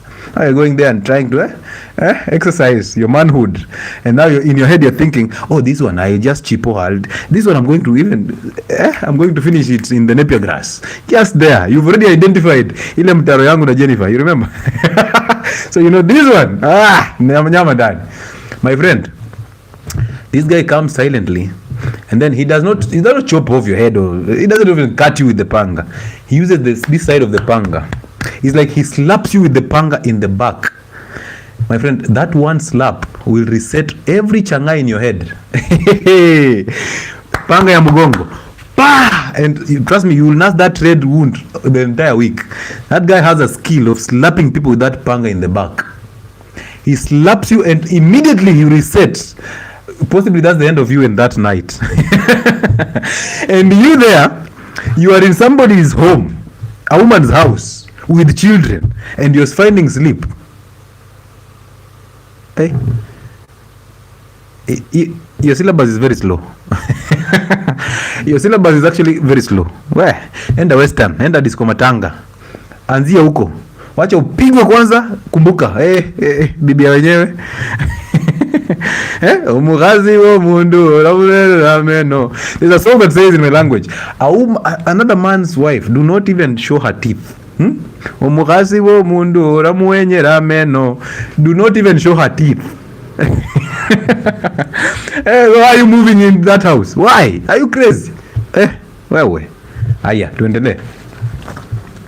So the biggest disease we've said in this side of the planet, this side of heaven, the biggest disease is everybody wants to be special. You want to be the most educated in the room. You want to be the most respected in the room. You want to be the one who is doing the most. You want to be the respected employee of the month and the year. You want to be that beautiful, most beautiful looking lady in that party. You want to be the guy who is most built in that gym. You want to look so attractive in that meeting. You want to be the one who is more vocal. You want to be the one who says and people listen. Everyone wants to be special. But ask them, what is this special that you actually want? They don't even know. So all of you are chasing goals that are illusions. You are hoping that tomorrow will be brighter than yesterday, when you don't even have yesterday and you don't have tomorrow. You are unable to enjoy the small things that you have today. You woke up healthy, there's no medical condition, you're not in a hospital bed, you're not struggling. Even if there's an increase in fuel prices by 1 shilling, you're not affected as such. You've never slept hungry. But you're here telling us how people sleep hungry out here. You're here creating NGOs and telling us, do you know those children in the ghetto are actually struggling? Do you know we need to take them food? We need to take food to them. You're not doing these things as charity. Charity is a fake thing. You're doing it to get validation so that people start saying, oh, you're a good person. Oh, and then kidogo you start telling us, I'm now, I want the MP seat in Kasarani, just like that pastor of yours. Crazy son. There's nothing wrong with you being ordinary. Thank you so much, Lavrin Ada. There's nothing wrong with you being ordinary. Always be ordinary. Be ordinary. Oh, stop putting pressure on me. Dr. Lewis has to drive a certain type of car. I don't even have one. Mimi sasa niingie loan juu ati nyinyi mnataka niendeshe gari na kaje. Precious, na shukuru. Thank you. Nyinyi mnataka ati watoto wangu wasome sijui shule gani. A group of schools, just because, oh, you know, it's Dr. Lewis, whatever he says on that show, he has to show it on the ground. I have no pressure. You cannot give me any pressure. And why carry cameras when you just go to the food drives? Trust me, these guys are everywhere. They are on live on TikTok. There's another one that is very funny on TikTok. He'll make you laugh without even saying something that makes sense. So I saw him collecting a lot of foodstuffs and all that and takes it to people, to this less fortunate. You see, by the time you're seeing people as less fortunate, it means you have so much ego. Thank you, Chito and Ada. By the time you're seeing somebody as less fortunate, you have so much ego to think that you are doing better than them. You see that? This is another one that will upset you. The first one was, for you to sell something to me, I must be dumber than you. You must be the most wise there. Number 2, for you to see that I am actually struggling with life, it means you have so much ego that you're actually looking at me and judging me and thinking, oh, this one is suffering because you're at least you have a monthly salary. So you're thinking, these guys are suffering. Imagine, they eat only 1 meal a day and I eat 4. These guys are suffering. So you're actually having ego. So you're operating under the scent of ego. Because if you had love for these people, you'll let them just suffer. You will actually not care because it's in the outside world. It's not inside you. And you will allow revelations to work. Because imagine this, who are you to think that you're better than God? Because if God did not come through for them and is the one who actually created them, who are you? You think God does not see their suffering? So you think you're going to do away with the devil in their heads. Do you know that most people who come from the ghettos are always thinking that their problems are because somebody is rich somewhere, that because they are bewitched, that because they are less privileged, that because, oh, their mother this, their father this. They are always finding something to blame. So they're actually enjoying their hell. And you there, who is also in the same hell, only a little privileged like a salary, you're looking at them and thinking they are in more hell than you are. All of you are in the dark. So that is ego. Charity is all ego. Oh, it's on my birthday, so I have to bring all these clothes and then take photos with children in children homes. And even the idea of the children home is actually ego. If God cannot save them, who are you? Who do you think you are? So you take them close today, tomorrow? Wewe. Achana ego. Achana ego kabisa. Be ordinary. Once you're ordinary, there's no pressure. You can walk barefoot here, nobody will care. But just because you're thinking now I have like a brand, that your Uncle Chile is a brand, and then I walk along Ngong Road barefoot, you're like, daktari. Yeah, don't call me daktari. Hey, achana daktari. Daktari ni huko. Thank you, LM. LM is who? Lewis Muchile.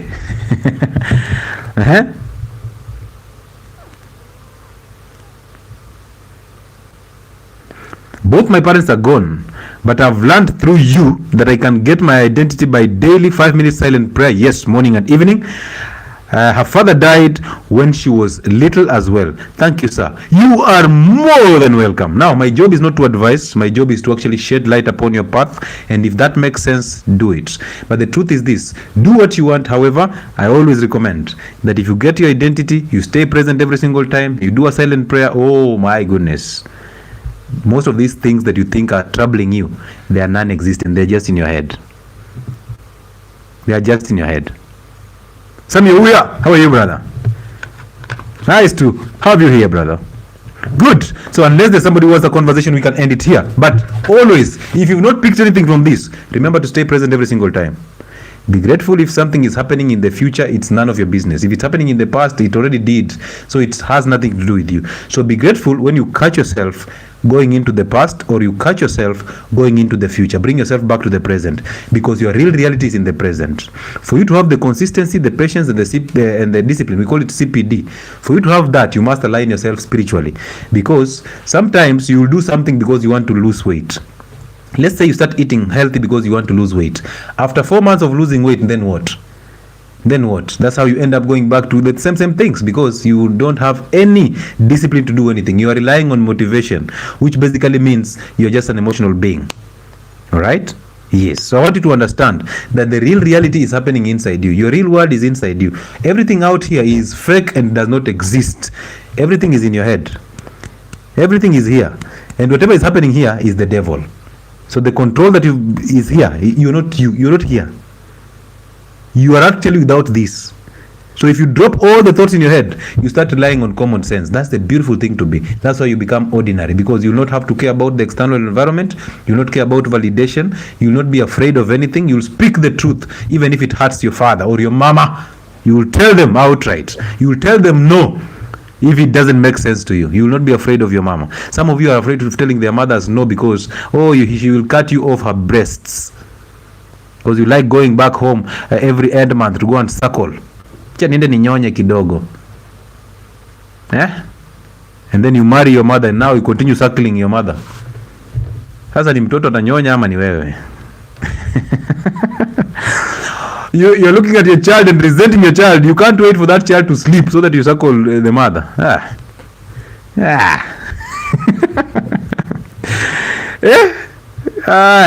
don't talk to them about nutrition. Learn something. We drop what is in our head or thoughts and rely with what is in our heart. Thank you so much for summarizing that. Mom care moments. The truth is, anytime you pay attention to what is happening in your head, anytime you submit to your thoughts, you are failing to actually listen to God because God does not speak to you.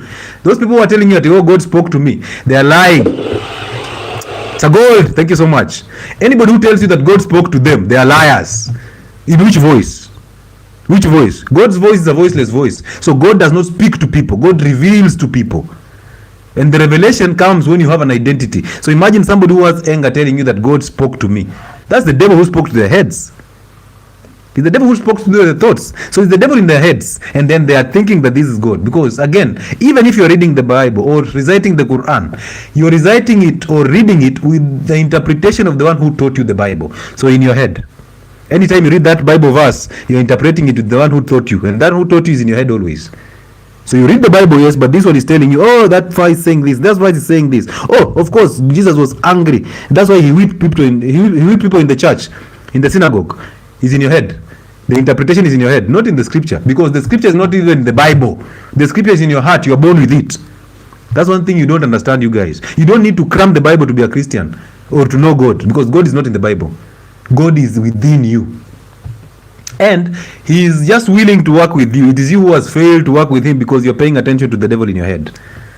So he will only come through the moment you allow him. Because God is not emotional. God is a spirit in you. Spirit of love. So when you have anger, you have suppressed the spirit of good in you. You are now a murderer. You're willing to destroy anything that comes your way. And then that spirit of anger will lie to you that you love people. But you will hurt the same people, right? When you love them, then it will tell you, oh, you know what, wakosa nao ndio wapenda nao.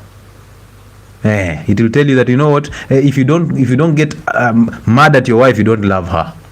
Or if you don't get mad at your husband, you don't love him. If you don't delete his number and bring it back, you don't love him. Ladies go through this a lot. You're deleting a number from a phone when you have it in your thoughts. So the devil has stored that number in your thoughts. And then you're saying, oh, you know what, I used to have a girl who makeup sex will make sense. I don't know if you guys can actually relate to this. Like, she would create a scenario so that we argue for us to actually have makeup sex. Ladies, please tell me, what is with this makeup sex that you people will create a scenario to argue with your man for no good reason, only to make up and then have the makeup sex? Hey! Silabasi na kimbianga. What is with this makeup sex that you have to actually argue with somebody who has nothing to do with? The problem is inside you, but you have to create a scenario to argue with this man so that he grants you makeup sex. What is that makeup sex? What is in that one? Is it not just normal sex? What is with the makeup sex nowadays?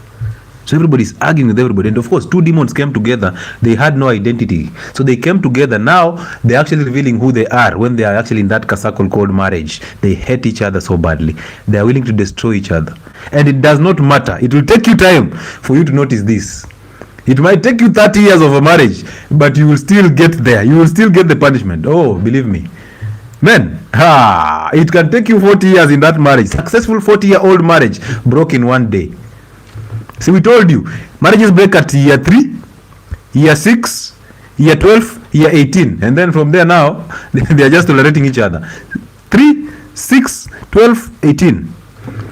So if your parents have passed that level, they are just tolerating each other now. They are like, wacha tu mzee akuja nyumbani. Wacha si yeye baridi itanimaliza. Mama yako ako na arthritis, joints zinauma, but akikaduliwa tu na mzee arthritis inapotea. Mimi mzee akinihaga arthritis imepotea. Akikufa utamfuata. Will you be buried together if he dies? Because his cuddles are special. You should see yourself pretending in a funeral that you're crying that you will miss these people. Let that dead person wake up. You go and Google just go on TikTok and see people who rose from the dead. Look at even the nurses running away. Look at even this family, the one who loved him and brought him to hospital. They ran away because this guy is waking up, but they are pretending they are crying. Oh, amekufa. Oh, if someone dreamt you dead, what does it mean? It doesn't mean anything. It means you thought about it. So dreams are 80% thought processes and 20% life experiences. All right. There's something I don't know. When I was young, I would dream about something. Okay. If I dream, let's say I dream somebody has had an accident. If I tell them, that accident will never happen. But if I don't tell them, I'll forget about it totally, okay? And then it happens. The moment it happens, now I remember I had this dream. You see how those dreams that you sleep on that you have when you are in deep sleep, you easily wake up, you've forgotten about them. But now when it happens, now you remember, this situation is actually very familiar. I used to have that. So one of my friends died in an accident around 𝗓𝗓. People who come from Western, they know 𝗓𝗓. The guy who was knocked with a car around 𝗓𝗓, their student from 𝗙𝗥𝗜𝗚𝗓 University was knocked there and he died. I had dreamt about that thing and I forgot about it, man. So when it happened, exactly how it happened is how I dreamt about it. I was like, man. And if I say it did not happen, so I'd prefer when I dream anything I say it. So that it doesn't happen. Even if it's a wedding, nitasema wedding gani, watu wanaingia shida, I'll say hapana, nimeota mmefanya harusi. I'm the bad friend. I will not come through for you. If kama umeshikwa, wewe achiliwa, tutaongea, we will catch up. I will not come through for you, trust me. I am the bad friend. So you don't even have to call me a friend. I'm happy not being your friend. Oh, you will call me, I don't pick that phone, and you expect tomorrow I'll call back and say, and you tell me, oh, I called you yesterday. I'm like, hey, we are here now. What are you saying? You start selling me a idea at you know, if we sell this thing, we'll make a lot of money in the future. I'm like, hey, are we selling it now? No. Okay, what next? What are we doing now? Let's continue doing it. And then I realize the moment I stay present, I don't have friends. The moment I remind you that, you know what, come back here, you're willing to destroy me. You run. The moment I tell you, hey, that path does not exist, we can make fun of it now, but it doesn't exist, you're willing to destroy me. And somebody dreamt of me wearing a wedding gown. I'm glad they told you. That gown is happiness before it happens. Once it happens, it becomes your depression, because the devil controls you through that thing. Inakucontrol mbaya.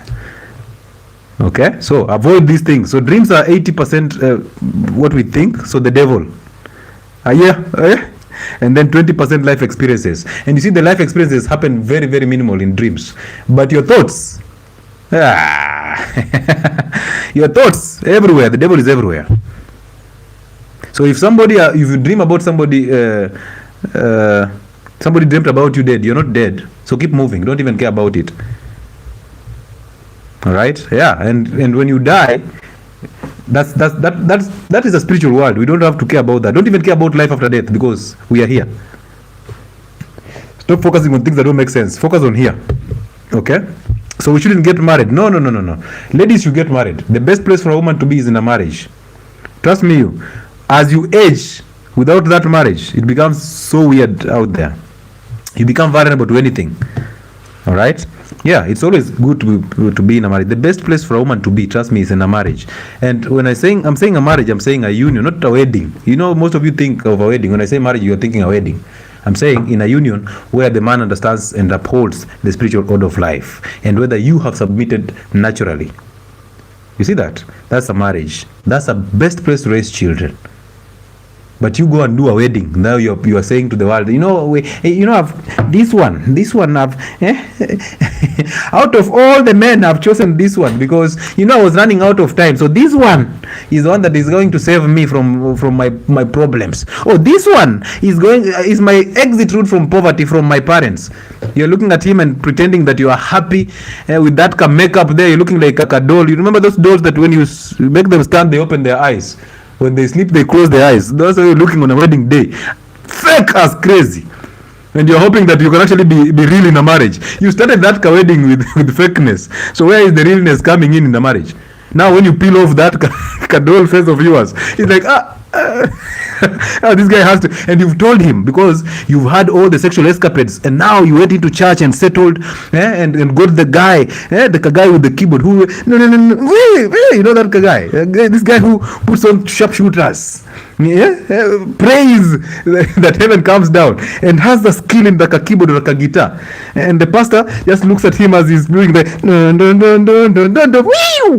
and the pastor is like, ongeza 10,000, ongeza 10,000. Now they bless that keyboard guy, and that's what you want, a guy who understands God. And without God, we are not going to survive. That is what you pick, and you say, oh my, brother, I have done all the crazy things. Even 2 months ago, before I got saved, before I saw Christ, we had a foursome with your friends. I was the only lady in a foursome, 3 men and me. But God has washed away my sins. It is you I'm choosing, and with like a fake face to make ups. And then this guy, you tell him, you know me, you cannot touch me until we get married. But we had a foursome. That is gone. Now I'm a new creature. So me, you will touch me after you've married me. Now you've cleaned up your Instagram. There's no photos of two boobs. You are not on Instagram anymore because your exes will come and say, hey, we know you. We know you. And like, you're not on Facebook anymore. White as snow. And then you're singing. You come in with long dresses and you're singing and praising and talking in tongues. Shandarakaya Mosiah, that keyboard man, give me that one, Jesus. Jesus, there's no way I'm leaving that keyboard guy. He needs to actually keyboard my heart. That one, Jesus. Hallelujah. And then with a handkerchief. Oh God, you even cry. Oh God, you've been merciful. Oh, imagine that threesome. And the keyboard guy looks at you like, hey, I've never seen such a prayerful woman. Hey, I've never seen. This one was said, she dropped just, the oven opened just like manna, and she dropped here, this must be heavenly sent. Imagine she even comes to the pulpit and preaches. Have you seen Serafina preaching? You guys are joking, right? And then the weak guys in the church also tell you, oh bro, maangukia bro. Oh bro, you know when she came into the church, we felt her presence. The guys who had a threesome with her, bro, this one, you maangukia bro. Hey, sasa ile tunakunywa nao huko wanatuambia Lewi ameangukiwa. Hakuna kuangukia, ameangukiwa. But because you are so into the keyboard, we have to actually lie to you. Bro, me hata mina, I wish my wife was like her. By the way, kuna kitu mbaya kama you are the only stupid one in that group. But these guys are all the other crew, they know they are lying to you, but you are there. But then mangukia, sindio? You know, Jennifer hata kuwa mtu mpoa sana. You know, I dropped Jennifer because she doesn't love God. Jennifer was from the world. But this one, Serafina, you even hear the name. This one was there when the fish was swallowing Jonah. Allah Akbar. Na tunakuja wedding yako, kwanza napiga suti. Mimi kwanza, I will come there with a suit. It is hot, I'm sweating, but I'd rather sweat in that suit. Kwa show nakuja na t-shirt. But in your wedding, I'm putting on the best. I'm coming there, I'm like, with a brown basha so that I can actually niwasaidie msot ile deni mko nayo hii harusi. Because you guys are literally broke. You took 1.2 million for a wedding. And now you're hoping that we can actually bring you money so that you fill up and pay your debts. Me, I'm coming with 200 shillings in a kabasha, with no name. As mean as I come. Hii 200 hata imeniuma, ningekula chipo hapo nje. But I've said, hata nikuwa na pesa ya gia, acha tutumie gia, at least we become sensitive. Nimekuja na 200, nimedrop pale, and then I say hi to you and I hug your wife. Nambali, you are stuck and pack makeup. I'm like... Hey, then I say hi to you. Oh, brother. Hey, Buddha. Hey, nice man. You've crossed over to this side of prison. Just come, brother. Utaenda kufungua babasha hivi ni 200 utashangaa. Umepata ni 10,000. You only have 10,000 and you have a 1.2 million debt. How will you pay it? I'm like, bro, you couldn't afford this wife. This one, I mean, you saw how I hugged her. I didn't want to get closer because she has the spirit of good around her. I don't want to destroy that spirit of good and remind her of our threesome. Hey, how people and then ladies are there clapping. Hey, and then there's a after party. We come and we eat that cake, we eat those chapatis, we make you more into a debt, and then we disappear. And then we send you on a honeymoon. Of course, you've sponsored it. And these tours guys will come and sponsor a honeymoon because you're our celeb. Then you go for a honeymoon, you guys go there and you shoot a video on a honeymoon. Hey. Sisi tunangoja mwachane. Tushaanza. By the time you're flying out to honeymoon, we are waiting for you to break up. We are just like, it's just a matter of time. This one. And now, when she dropped that makeup, give her 2 years. You get into the 3rd year after getting the firstborn child. Bro, when this woman drops every guard, now you see that woman that you actually saw in church. Kumbe, she didn't come from up, she came from down. We believed hell is down here. So she just came with a fire chariot and hey, like she was released from hell because hell was full a little bit. Before hakuwa amechoma watu, now she's released to you. You take care of her before she goes back to hell. Where? You sit there and you look at this woman and you're just like, what? And now she drains your energy. She tells you, oh, when you like going to the church every single time. Me, I don't like this. Now you start training another guy. You see how you drop from church. You start training another guy to the keyboard skills. Hey, guys, now you give a guy there so that you start avoiding the church a little bit. Now this lady shows you how the pastor wants her. You know, the pastor here uniangalia sana. But that's the person they've had a relationship already. By the time she's telling you, yeah, that pastor wants me, she just wants you where you are. You retaliate and she tells you, now we don't have to go to that church. Because you know, that church, if you go there, secrets will come out. Yeah, males can't hide jealousy. Yeah. Now you drop that church, you change the church, you say, oh, that pastor was looking at my wife differently. I didn't like that because you're emotional. You go to another church because your wife has said, let's change this church and go this other side. Hey, you've won it in life, right? But you're changing the church, but you're not changing the hearts of you and her. The home is still the same. Now you're told, if you don't change that church, I'm not going to give you sex. You're like, and the way I've fasted and prayed to just have sex with you because you've been this good. Somebody is harvesting your organ for free. Because now you're in a debt. You can't pay that debt. You're struggling financially because you still have to foot out that bill and still provide at the same time. So you're hoping that she can actually step in and provide. And you think she came there from heaven. She was coming to achieve her goal. She did.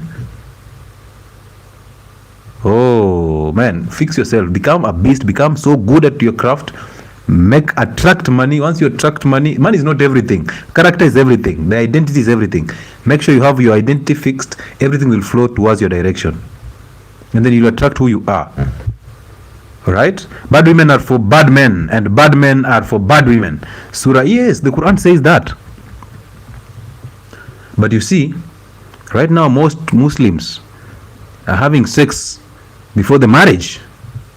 But some way, somehow, they're expecting to actually get virgins to marry. Where from? Where from? You're the ones who are busy having sex all over. Huh? But some way, somehow, you expect to marry a virgin. Where from? Anyway, let's call it a 9. Remember, 1, be ordinary. Remember to be ordinary every single time. Whatever happened yesterday has nothing to do with you now. Keep moving. Become better in the present, okay? Number 2, stay present every single time. But remember, be grateful when you catch yourself going into the past and when you catch yourself going into the future. Come back to the present. Number 3, go and overcome your father. Go and overcome your mother.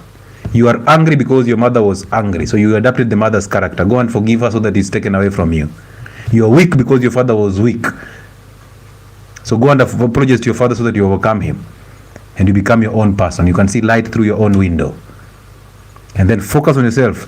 Be the man. If it means going out and becoming an adult, go out and become an adult. Go and work.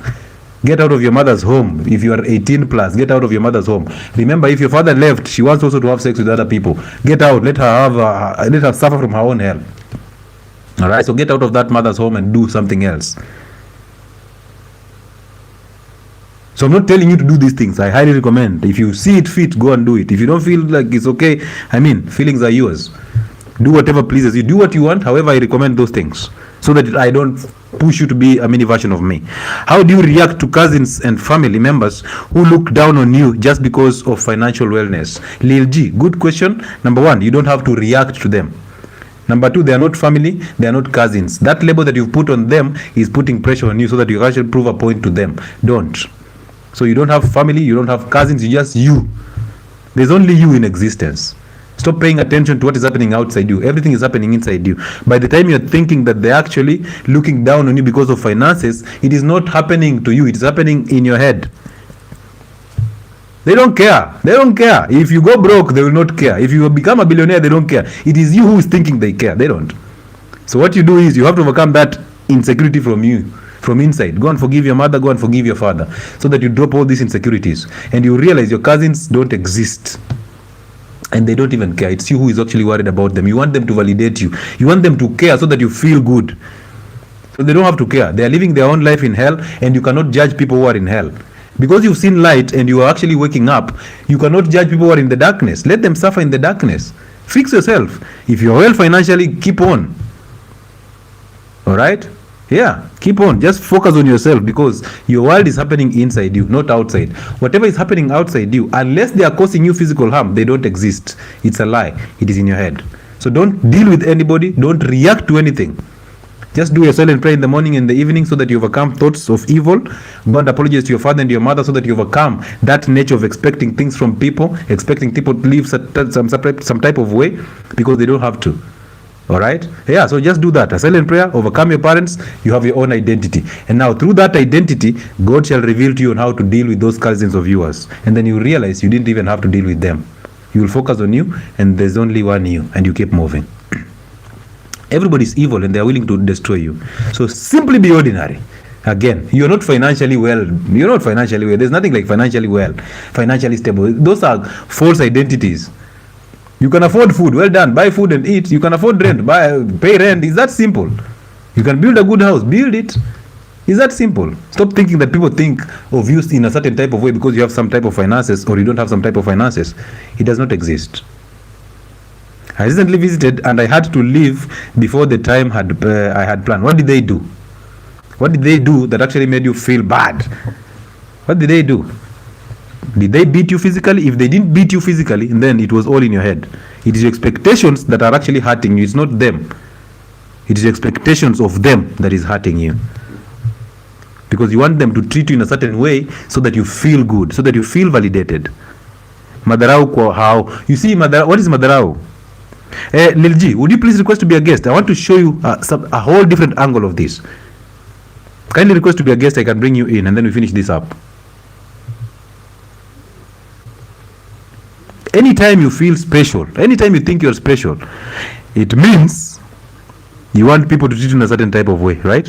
You're actually exercising your muscles over people. Don't do that. Because every time you try to be special, it's like a competition. You're trying to be above somebody. That's what they lied to you. They lied to you that you should be the best at what you do. Basically, you should always compete. You see that? You can forget anything else, but don't forget that. Anytime you feel special, anytime you're told that you're special, or anytime you think you're special, it basically means you're always in constant competition. You will never settle. So they lied to you so that you will always compete. They told you that you have to be the best doctor, you have to be the best preacher, you have to be the best at what you do. You are a princess. They lied to you because they wanted you to constantly compete so that you never appreciate yourself. Imagine you have it all right now, but in your head you're still competing with other people because you think you are not yet there. You're chasing a dream that is not existent.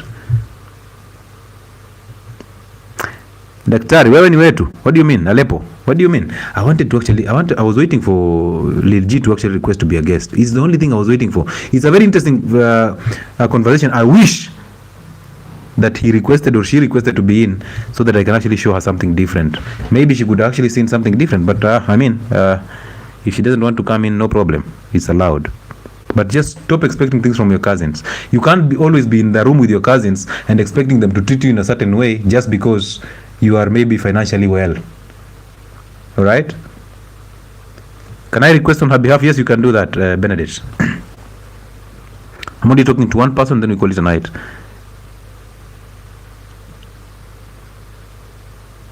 Omugazi w'omundu ramuwenyera ameno. No anajua hii wimbo. Gazi w'omundu ramuwenyera ameno. Don't try and show somebody's wife your teeth.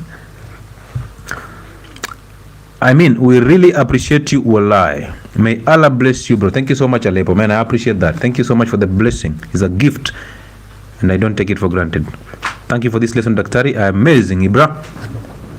To God be the glory, right? May all this be praised to Allah. How about toxic co-parenting? Now, I think we're not getting it yet. Anything that is happening outside you has nothing to do with you. And every time you put a label on anything, that's when you mess everything. You see, when you call something toxic, it means somebody taught you toxicity, right? So now you're putting people in that box. Everybody you're interacting with, you're putting them in a certain box. That means you want people to live life according to your view. You're limiting everybody because you want to feel some type of way so that you don't call them toxic. So you're putting out labels so that you put people in boxes. So if they're not into that box that fits your expectations, you call them toxic. Nobody's toxic.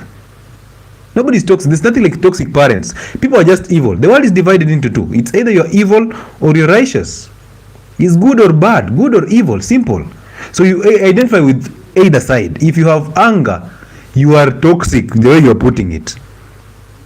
So you can imagine you looking at parents and thinking they are toxic or labeling them toxic when you have anger.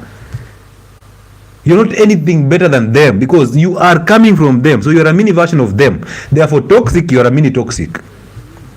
So stop putting labels on people, because the more you put labels on people, the more you are. I cannot say, oh, my wife is ugly. I attracted that wife. So I'm actually saying I'm ugly. If I'm blaming somebody, it means I'm playing a victim. So I'll never take responsibility. So there's no toxicity in parents. Parents raised you the best way they could. They didn't know better. If they knew better, they would have done better. Imagine you, your children calling you toxic when you are raising them in the best way you could. If you knew better, you would overcome anger. You raise children in love. But because your parents had anger, they attracted each other because of insecurities, because of fears, because of emotions, because of a false society, and they ended up raising you in that environment. So they are not toxic. They are just parents. Stop putting labels on them. Because somebody has taught you that label, that taught you that toxicity. Now you're identifying your parents and putting them in that box. You are limiting people from living their lives just because you want them to behave in a certain way to fit your emotions. You want them to please you. They cannot. Now, if you're looking at your parents as seeing toxicity, you are toxic. Therefore, your children will look at you as toxic. So for you to cut off that, you call it generational curse, which does not exist. Go and face your mother and apologize so that you ease up, you release her toxicity. Go and apologize to your father for resenting him because he did not know better. And now that you know better, you admit fault. Dad, I am sorry for resenting you for no good reason. Mom, I apologize for resenting you for no good reason. Now you release that toxicity and now you become a whole human being. Now you can raise children. Otherwise, you will be a mini version of them. So you'll raise toxic children, you'll be a toxic parent. On the day I was kicked out from our family WhatsApp group by my brother. 𝗜𝗏𝗘𝗡𝗧𝗬, is there something you're saying before that? 𝗜𝗏𝗘𝗡𝗧𝗬 is saying he was kicked out of the family WhatsApp group by the brothers. You see, these people pretend to be your brothers. They pretend. How do you understand your identity between the two of you before you commit? You don't need to understand the other party. You need to find you. Finally, you need to apologize to your mother and apologize to your father so that you have an identity. Once you have an identity, you will attract who you are. So you don't ever care about the one you're attracting because it will be in a natural state. But you see, when you're actually putting the battle out of you, you will now be looking at somebody who looks at some type of way. You will be putting people into boxes. That's not right. Your role is not to care about people because that is the outside world. Your role is to care about the inside world. So go fix you. And then through that, you will get revelations on who to actually roll with. 𝗜𝗏𝗘𝗡𝗧𝗜 was kicked out of the family WhatsApp group. The same brother who you thought loved you as a brother. Me and brother, we are close. We are intact. He's the one who kicks you out of our WhatsApp group just because you've said something that is against them. This is the same thing that happens. Your mother can easily kick you out just because you said no to her. Or she will kick you out and she can't kick you out physically maybe, but she'll kick you out by comparing you to your brother. She'll tell you, we know your money is being eaten by your woman in town. Your brother's actually doing better than you. You see, this structure is here for your brother. You've not built anything here. You've not brought me grandchildren. I mean, all you do is to hang out with women in the urban setup. So she'll use such words to actually make sure she controls you. And of course, because you're emotional, you will fall for that. You will fall for that form of control. You will not know you're being kicked out, but you will think, you know what, maybe my mom is right. Maybe she's right. I need to marry and get grandchildren. Maybe I'm not sending her money like my brothers. And then you start sending money because you want validation from your mother. And every son wants validation from their mothers. That's why they end up marrying their mothers and expect their women to behave just like their mothers. Your teachings have really been helpful and insightful. I am living in the present. Blessings. Thank you so much, Gatimi. Amazing. And you've always been here pushing this agenda and we learn every single day. Thanks for sharing wisdom with us, Lewis. I will book an online appointment. That is done. Amazing, done. I can't wait to have a conversation with you in the present. If God gives us the grace to get to that level, amazing. But if it's not happening now, it's not happening. So let's remember to stay present, okay? Stay present every single time. But I'm glad that you actually find value in what I'm actually saying. Is it right for your sister to borrow money from you, from your boyfriend, behind your back? Is it okay for you to have a threesome with your sister?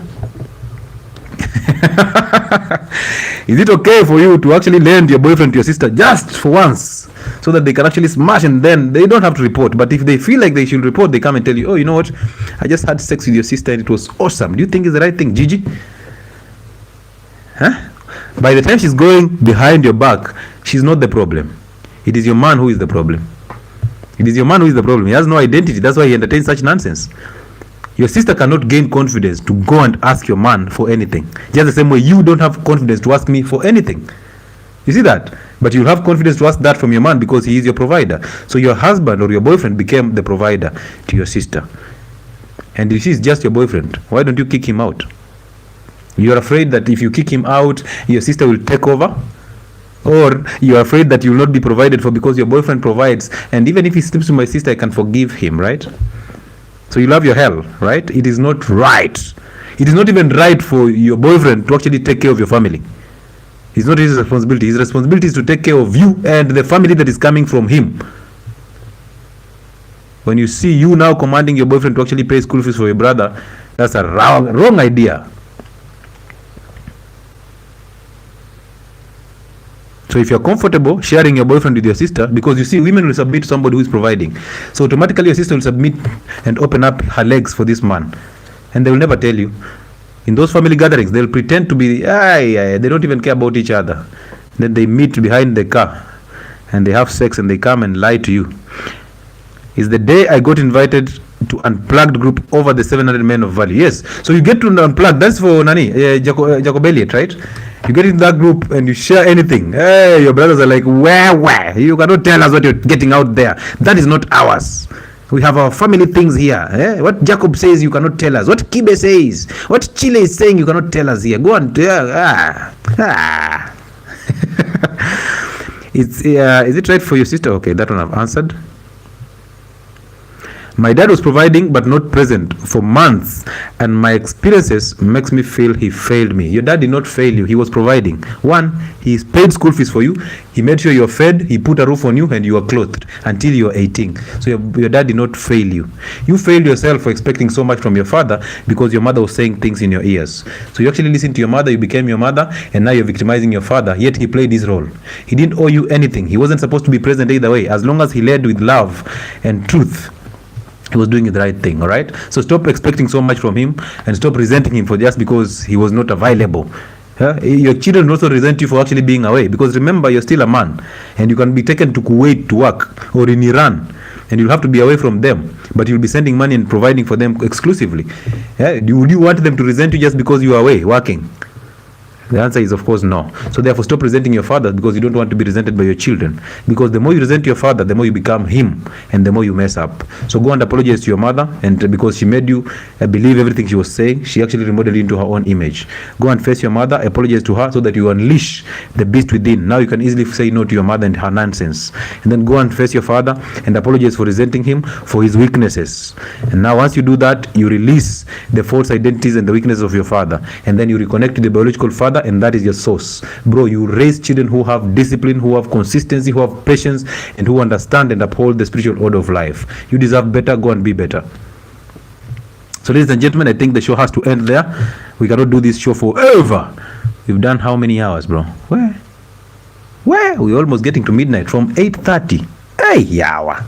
Thank you so much for being an amazing audience. Thank you so much. I hope that whatever I share actually can share light upon your path, can shed light upon your path, so that you can get better. It's always fair that if your light is shining brighter and mine is shining brighter, the room becomes more bright. We need that light. So we need more people waking up, okay? Yeah. Doctor was... I don't know what you're writing. Daddy, what is this? Doctor, I was right properly, man. Don't be in a hurry to write. Just write properly. I was trying to call that line, but please not to answer. What type of English is this? Are you saying you tried to call my office line? I just said you don't call the office line. I said you send a WhatsApp message to the office line. Don't call. This is the problem. You guys, I tell you this and then you call and then you come complaining to me. on my social media platforms. You come in my comment section saying, "Hii number yako ishiku, your number is not being taken and picked." I'm like, but I told you don't call. Why would you call that number? It's an office contact, and people are not there already. People are actually having other things they're doing. So if you send a text on WhatsApp, you'll be responded to. Trust me. Use WhatsApp. Mind you, we have never met face to face because I'm in Gulf, whereas he's in Kenya. Though they have met. Oh, listen to this story, man. So Gigi is in the Gulf. And Gigi, I want to get the facts right. So you are in the Gulf. Your sister is in Kenya. Your boyfriend is in Kenya. And your sister comes and borrows money from your boyfriend without you knowing, and you're in the Gulf. Right? Number one, how did you know she borrowed money from your boyfriend? Can you... There's a long conversation there. How did you know? Number two, you are away and he is your boyfriend. He's not your man. So you don't have any entitlement. And you can actually be invited in your sister's wedding, and you should be okay with that. The boy told me. Which boy? Which boy? Your man, or is he the one you're calling man? Gigi, can you request to be a guest? Let's have this conversation. This sounds interesting. It's not interesting. It's good for education purposes. Thank you for the Identity Friday. We continue fasting and burn our ego. Yes, fasting burns and melts that ego down. By the way, do not forget to fast. Gigi anangoigewa na sister yake. We, sister yako utaitwa harusi bwana. Hey, let's see what Gigi has to say.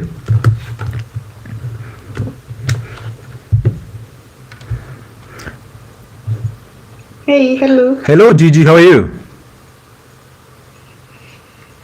I'm fine, thank you.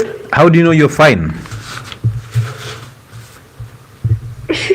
I'm fine. No. How did you know you're fine? I'm just fine, then. All right. Take me through your story. Okay. Yeah. Okay, my story is like this. This boy, the so-called boyfriend, tumepatana hapa TikTok, okay? Tulipatana when? From 2020 to 2023. So we have been dating online since me I'm in Gulf. Okay. So there come this day, ali request ati anataka kwenda kuona watu wetu. Mimi nikamkataza, but akuwa persistent, akasema anataka kwenda. So mimi nikamwambia sawa, chukua namba ya sister yangu since ako hapo, basi wewe umeet basi waone. As we wait, mimi nikirudi ndo tupatane. Si akaenda. So hapo ndo walipatana na sister yangu na sasa nilikuwa walipeana namba hapo. Okay. So mimi nani walipeana namba? Siwe ndo ulimpatia? You're the one who gave It's you who gave your boyfriend's your sister's number to your boyfriend, right? No, mi nilimpatia nilimpea namba ya sister yangu mdogo. How old is your sister? Your small sister? Silikuwa naenda kwetu. Sikumpea namba ya sister yangu mkubwa. Nimpea sister yangu mdogo. How old is your younger sister? So vile alienda home ndo waka exchange number na huyu mkubwa. How old is your younger sister? Are you able to hear me, Gigi? She's now 19, 20. Oh, so you gave out the number to your 19 oldest. How old is your boyfriend?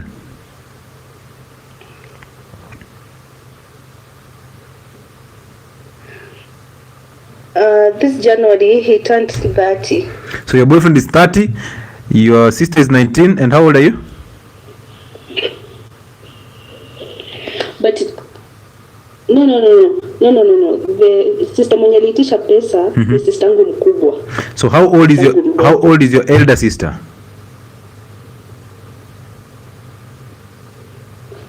I think 30, 31, 32. So your sister is about 32 years, your boyfriend is 30. Yeah. And your younger sister is 19. And how old are you?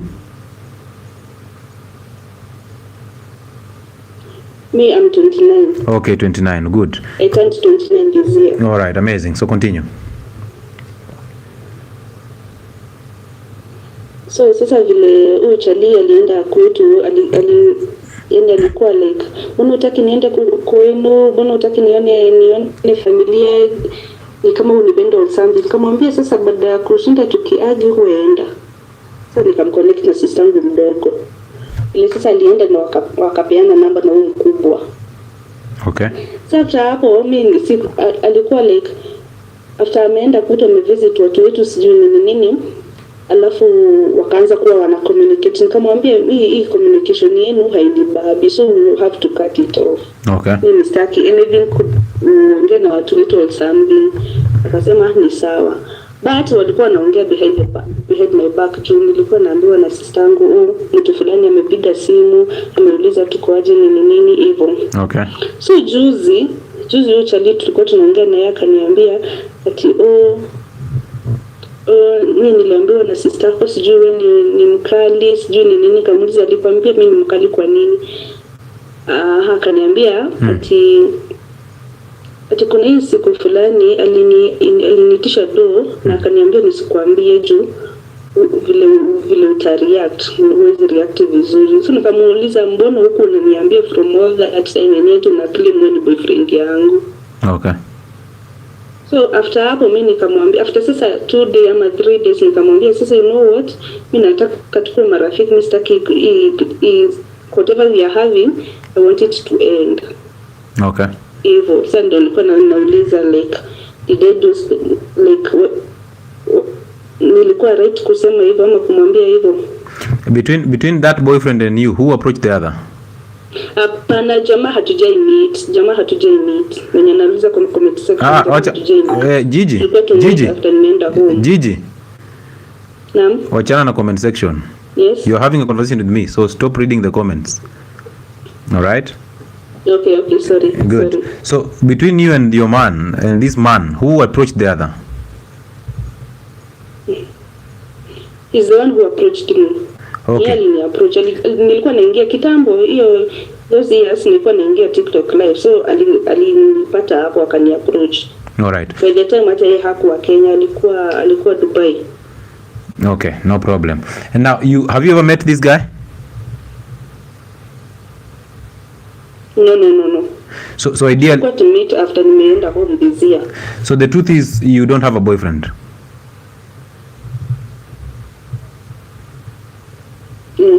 By the look of things ni kama. No, it's not by the look of things. Do you want the truth or do you want me to sugarcoat stuff? No, don't quote. Tell me the truth. So you don't have a boyfriend? So why are you counting on this? Because there are so many mistakes here. Number one, you guys have never met in person. So possibly you are dating a ghost you don't even know. You've never met in person. That is mistake number two. Actually the biggest mistake you guys met. Okay. Mistake number one, you guys met on TikTok. What are you doing on TikTok dating? There's nothing like online dating. That basically means desperation. So you showed this guy you're desperate. That's why you entertained him. But from the word go, somebody slides into your DM in TikTok is a no. On any social media platform, anybody who slides into your DM on social media platform is a no. Unanisikia? Mimi nakusikia. Wewe unanisikia? Are you hearing me? Her network is lagging. Are you guys able to hear me? Is it mine or her?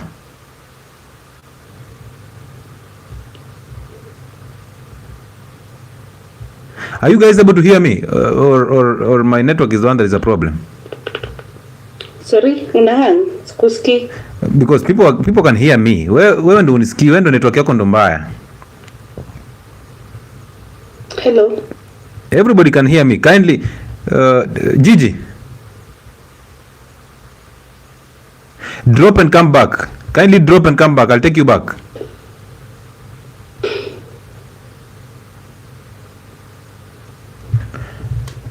Oh, she can't hear me. I wanted Gigi.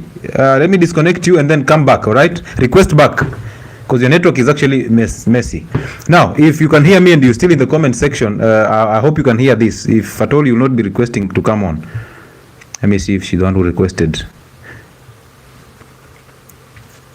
Jambaka, just hold on until she comes back. We have this talk and then I can take you in. Jambaka, kindly mute. Just mute. Let me see if she can come back and let's finish this.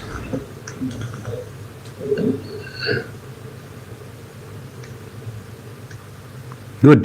Jambakari, relax there. I want to see. Gigi is not coming back. So let me explain this, and I hope she can actually get it clearly. Oh, I've seen her requesting. Let me see. Yes, she's back.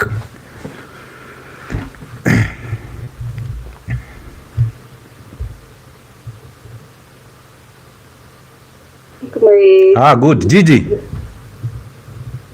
Is that good? Can you able to hear me now? Are you able to hear me now, Gigi?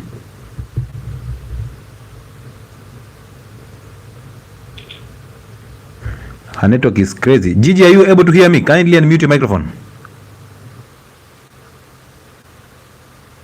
Hey, kwani Gulf kuna shida gani? Iran wamekanyaga waya. Either way, I'll still advise you anyway. I'm not advising. I'll say my sentiments, and you choose what you do. But this is the point. Number one, red flag. How did you meet somebody on TikTok? That's a red flag number one. That's a sign of desperation. When you show men out here that you're desperate, they will actually exploit you. Now, men are exploiting you people who actually are outside the country. When you're in the Gulf, maybe you send some gifts on this show, and then I DM you and you start conversing, and you think we are liking each other. You don't like me. No, you like what I offer. You're thinking that I'm in a position, a center of some authority. So you like that. You don't like me as a person. You like that form of authority. There is so much lies going on TikTok, and Gigi, at 30 years old, you have known better. You should have known better. You're experienced enough to actually know that there's no relationship going on TikTok. That is number one. So therefore, you are not in any relationship. You can't be in a relationship with a man you've never met, that you lie on to each other on messages, on WhatsApp, on TikTok. That is not a relationship. Drop it. Because you imagine this. You are 30, your boyfriend is 29. Is it 29 or so? No, your boyfriend is 30, you are 29. You have a difference of 1 year. You're basically thinking ahead of your boyfriend. That's why you're actually hustling. Already, by virtue of you going out to look for a job, it takes out this guy from the equation.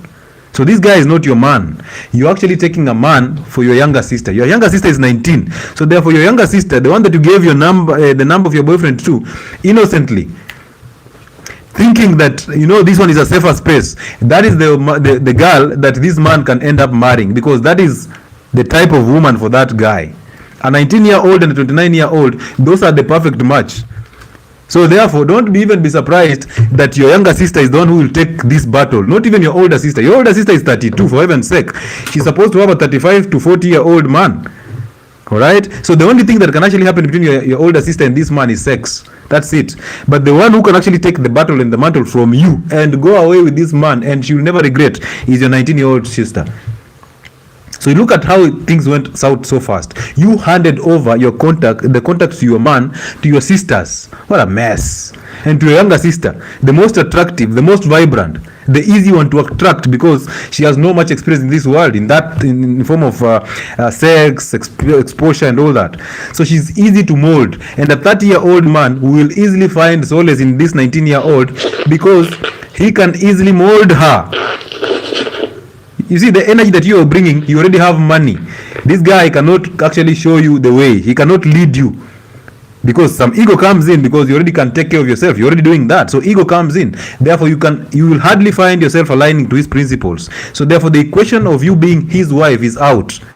There's nothing like that. You cannot be his wife. That is number one. Number two, if this man really liked you as much, if he liked you as much, he wouldn't be pestering you to meet your family. He would be interested in seeing you first before seeing your family. He's using that because he knows a woman at 30 years, all she wants is either a baby or marriage. So he'll use that as a bait to actually take you into bed. The moment he smashes you, it's over. Now, unfortunately, he can't access you sexually because you are far away. But there's somebody you've given a leeway here he can access. So even before he smashes you, he can end up smashing your elder sister, and then that'll become chaos. By the time you're coming to have sex with him, you already had sex with your elder sister, and then he'll drop the two of you and end up marrying the younger one. And if that happens, you should be okay with it. You should be happy with how naturally it's supposed to be. He is supposed to marry your 19-year-old sister. So you stop this idea of thinking that, because he came to my TikTok, he loves you because you met him on TikTok. So that is mistake number one. Mistake number two, you've introduced him to your family before you even met him. So you've actually caused your family more harm. You've introduced your family to danger. Imagine you don't know this man and you're busy introducing him to your family. So what if he's a terrorist? You've exposed your family to danger. And now your sister has already known that this guy maybe has some chums, and your sister is struggling somewhere. So this guy uses these chums to actually get into your sister's pants. So I will not be surprised if they already had sex. And it's going south already. So once it's going south, because they've realized this was not the right thing to do, now your boyfriend in quotes, is now trying to report it to you so that he cleans up the guilt. So please, drop this idea that this is your man. He's not even your boyfriend, he's not even your man. That's why you are disrespecting him by calling him this boy. You see that? You're already trying to control him. He's not your boy, he's not your man. Drop that idea totally. Now, what you want to do, however, that's my recommendation. You don't have a relationship, it's not going to lead anywhere. It's going to be sexual, it's going to hurt you because you'll be exploited. If any case, you continue with this, now the next thing is, because now he's providing for your family, he'll start extracting money from you. You'll be conned. Well, now it's up to you to decide. Okay. I've heard you, thank you. Good, good. Drop that guy. And go. Do you have anger?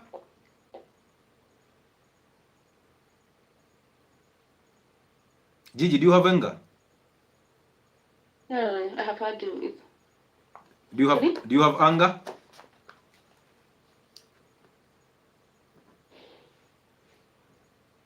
No, I don't have anger. Okay, so you don't. So you never get angry. They are very okay with it. So you never get angry? I've just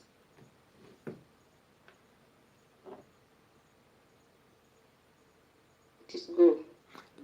I'm asking, do you ever get angry? This is not about your boyfriend, this is about you. Do you ever get angry about anything?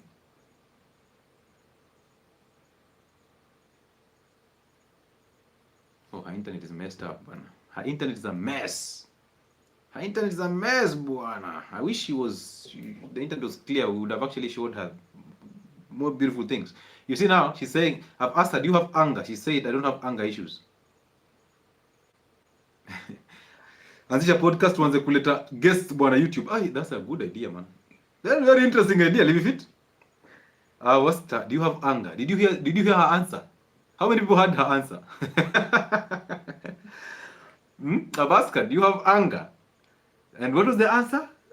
I mean, it was just I had no, and then she said, I don't have anger issues, right? So I asked her, do you ever get angry? And then she disappeared.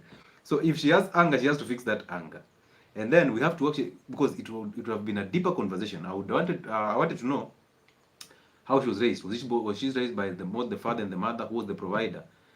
And what actually made her go to the Gulf? Who does she want to provide for? Does she have a child? All right? And then from there now we can start growing into that conversation pole pole. Lakini unfortunately, the network has become a mess. Iran have stepped on the network. Oh, 𝗙𝗥𝗜𝗓𝗓 FM. Welcome on board, brother. Imagine you handing over a contact to a man you don't even know. You hand over a contact to a man you've never met. To your family members. Imagine even worse, to your younger sister. So you expose your younger sister to more trouble. What if she gets kidnapped? 𝗙𝗥𝗜𝗓𝗓 FM. Good evening. Good evening, how are you? All is well. There's so much echo coming from your side. Are you okay? Yeah, okay. I never intended to request, but I think when I was putting my phone on charge, I dialed the request corner. But anyway, I can say something. Okay. On the people who are talking about families, at the time we were talking about families, family members, and you were saying you're not family, you're just alone. I tried to explain to you, so I had to say something there that on the same day that I was put out from our family WhatsApp group with my brother, Yes. it was the same day I was being requested to join the unplanned group. Okay. Of men, over 700 men. Yeah. Of value who share masculine content, who are serious with their CPD, with their reading stuff. Yeah.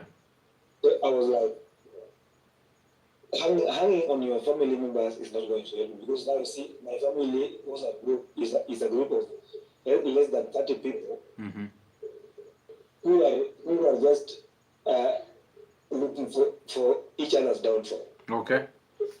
So if I were to hang on the family group of only about 30-40 people, yet God was showing me another way here of over 700 men who are giving me value. So that is what I wanted to say after now my fingers went into the first corner. Man, it's interesting how family always clings on you, and they don't want you to cut ties. And once you cut ties because of the truth, they become angry at you, and they turn to be beasts that you've never actually thought they were, including your own mother. She's willing to actually step on your neck and kill you just because you've said no to her or you turned against her principles. So it's interesting, man. Really? Yeah. Thank you. You're welcome, my brother. Thank you so much for coming through. I appreciate it. That is Jambaka FM. He says he wants to join. He was joining this masculine group, and then this guy has become emotional. They kick him out. Somebody is saying, Noah Wamalwa, well advised. She should warn the family against the guy. She's very angry. That is true. She was sobbing as you hammered the truth and only the truth. It's true that they may have had sex already with their elder sister. Let me just see. The elder sister. Ah, yeah. You might find out that this guy has already chewed your sister, Gigi. And if you have anger, you might not know. This. When I ask about anger, I'm not asking about you being angry at that boyfriend of yours or so. I'm asking about you just having anger generally. And once you have anger, it blocks you from actually seeing common sense. And that's why you couldn't see common sense from this story. And imagine you handing over somebody who you don't even know. You don't even know the background. You've not even asked him about most things, because all these things you can easily ask them face to face. If we are so good at the keyboard and we rely so much at the keyboard, so if you rely on the keyboard, oh, men will win this battle against you. Trust me, they'll tell you what they want you to hear. So please, I don't know how you ended up giving out your younger sister's number, but again, there are people who we used to call destiny connectors. So possibly you connected your sister to the best that she can ever find, and we hope that it can actually get better for them. But this is the point. The point is you drop that idea. That's number one. Number two, now don't even talk about it with your sisters. All right? You warn them. Tell them, you know what? I'm suspecting that this guy is not a good guy, and these are my reasons. And then let them do what they want to do. Don't tell them to stop. Just warn them. Tell them this is what I'm thinking. And yeah, let them do what they want to do. If they want to stick around with him, no problem. But you detach from this guy completely. And then just move on. All right? Yeah, don't act desperate, because you shall be used as a desperate agent. You will be used as a sex object, and you'll never come out of that. And you see, at this moment in time, time is running against you. And when you hit the wall, you might end up wanting to settle with less. Don't be that type of person. Go fix your anger, apologize to your mother, apologize to your father if they exist, and then start doing the silent prayer and stay present every single time. And then be ordinary. Just because you're in the Gulf, it doesn't make you any special. Just be ordinary and do whatever needs to be done every single day and keep moving. But my advice to you, which you should consider, if you so wish, drop that relationship. It doesn't exist. Wherever it started from, let it end there. TikTok, things end on TikTok. I've not seen how Tizian is suffering. I'm a monangi is a bit.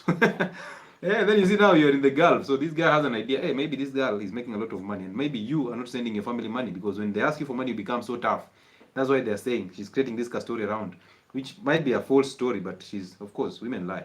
But she's creating a story that you are so tough, and so we cannot ask money from you. So it's easy to ask money from this boyfriend for viewers than asking money from you. That's crazy. That's crazy. No woman just comes out and asks money from a man they don't know, unless you're a prostitute. So yeah, your sister played you on that one, and of course, you're supposed to play you so that you open up your eyes. All right. So I wish you well, and I hope you get better. So, ladies and gentlemen, I think we've done due diligence. We can now call it a night. We'll see you in Nairobi very soon. So, ladies and gentlemen, thank you so much for being an amazing audience. It's always a pleasure having you here. It's been a very, very, very, very interesting show. And thank you so much for taking a chance and being here and trusting us with this process. It always gets better every single time we interact. May God protect you. May you remember to stay present. May you remember to always be ordinary, because you're not special. All right? Yeah, you might be the most carved, but you're not special. You're ordinary, remain that, and pressure will never be. And then remember this, that everything is happening in your head is a lie.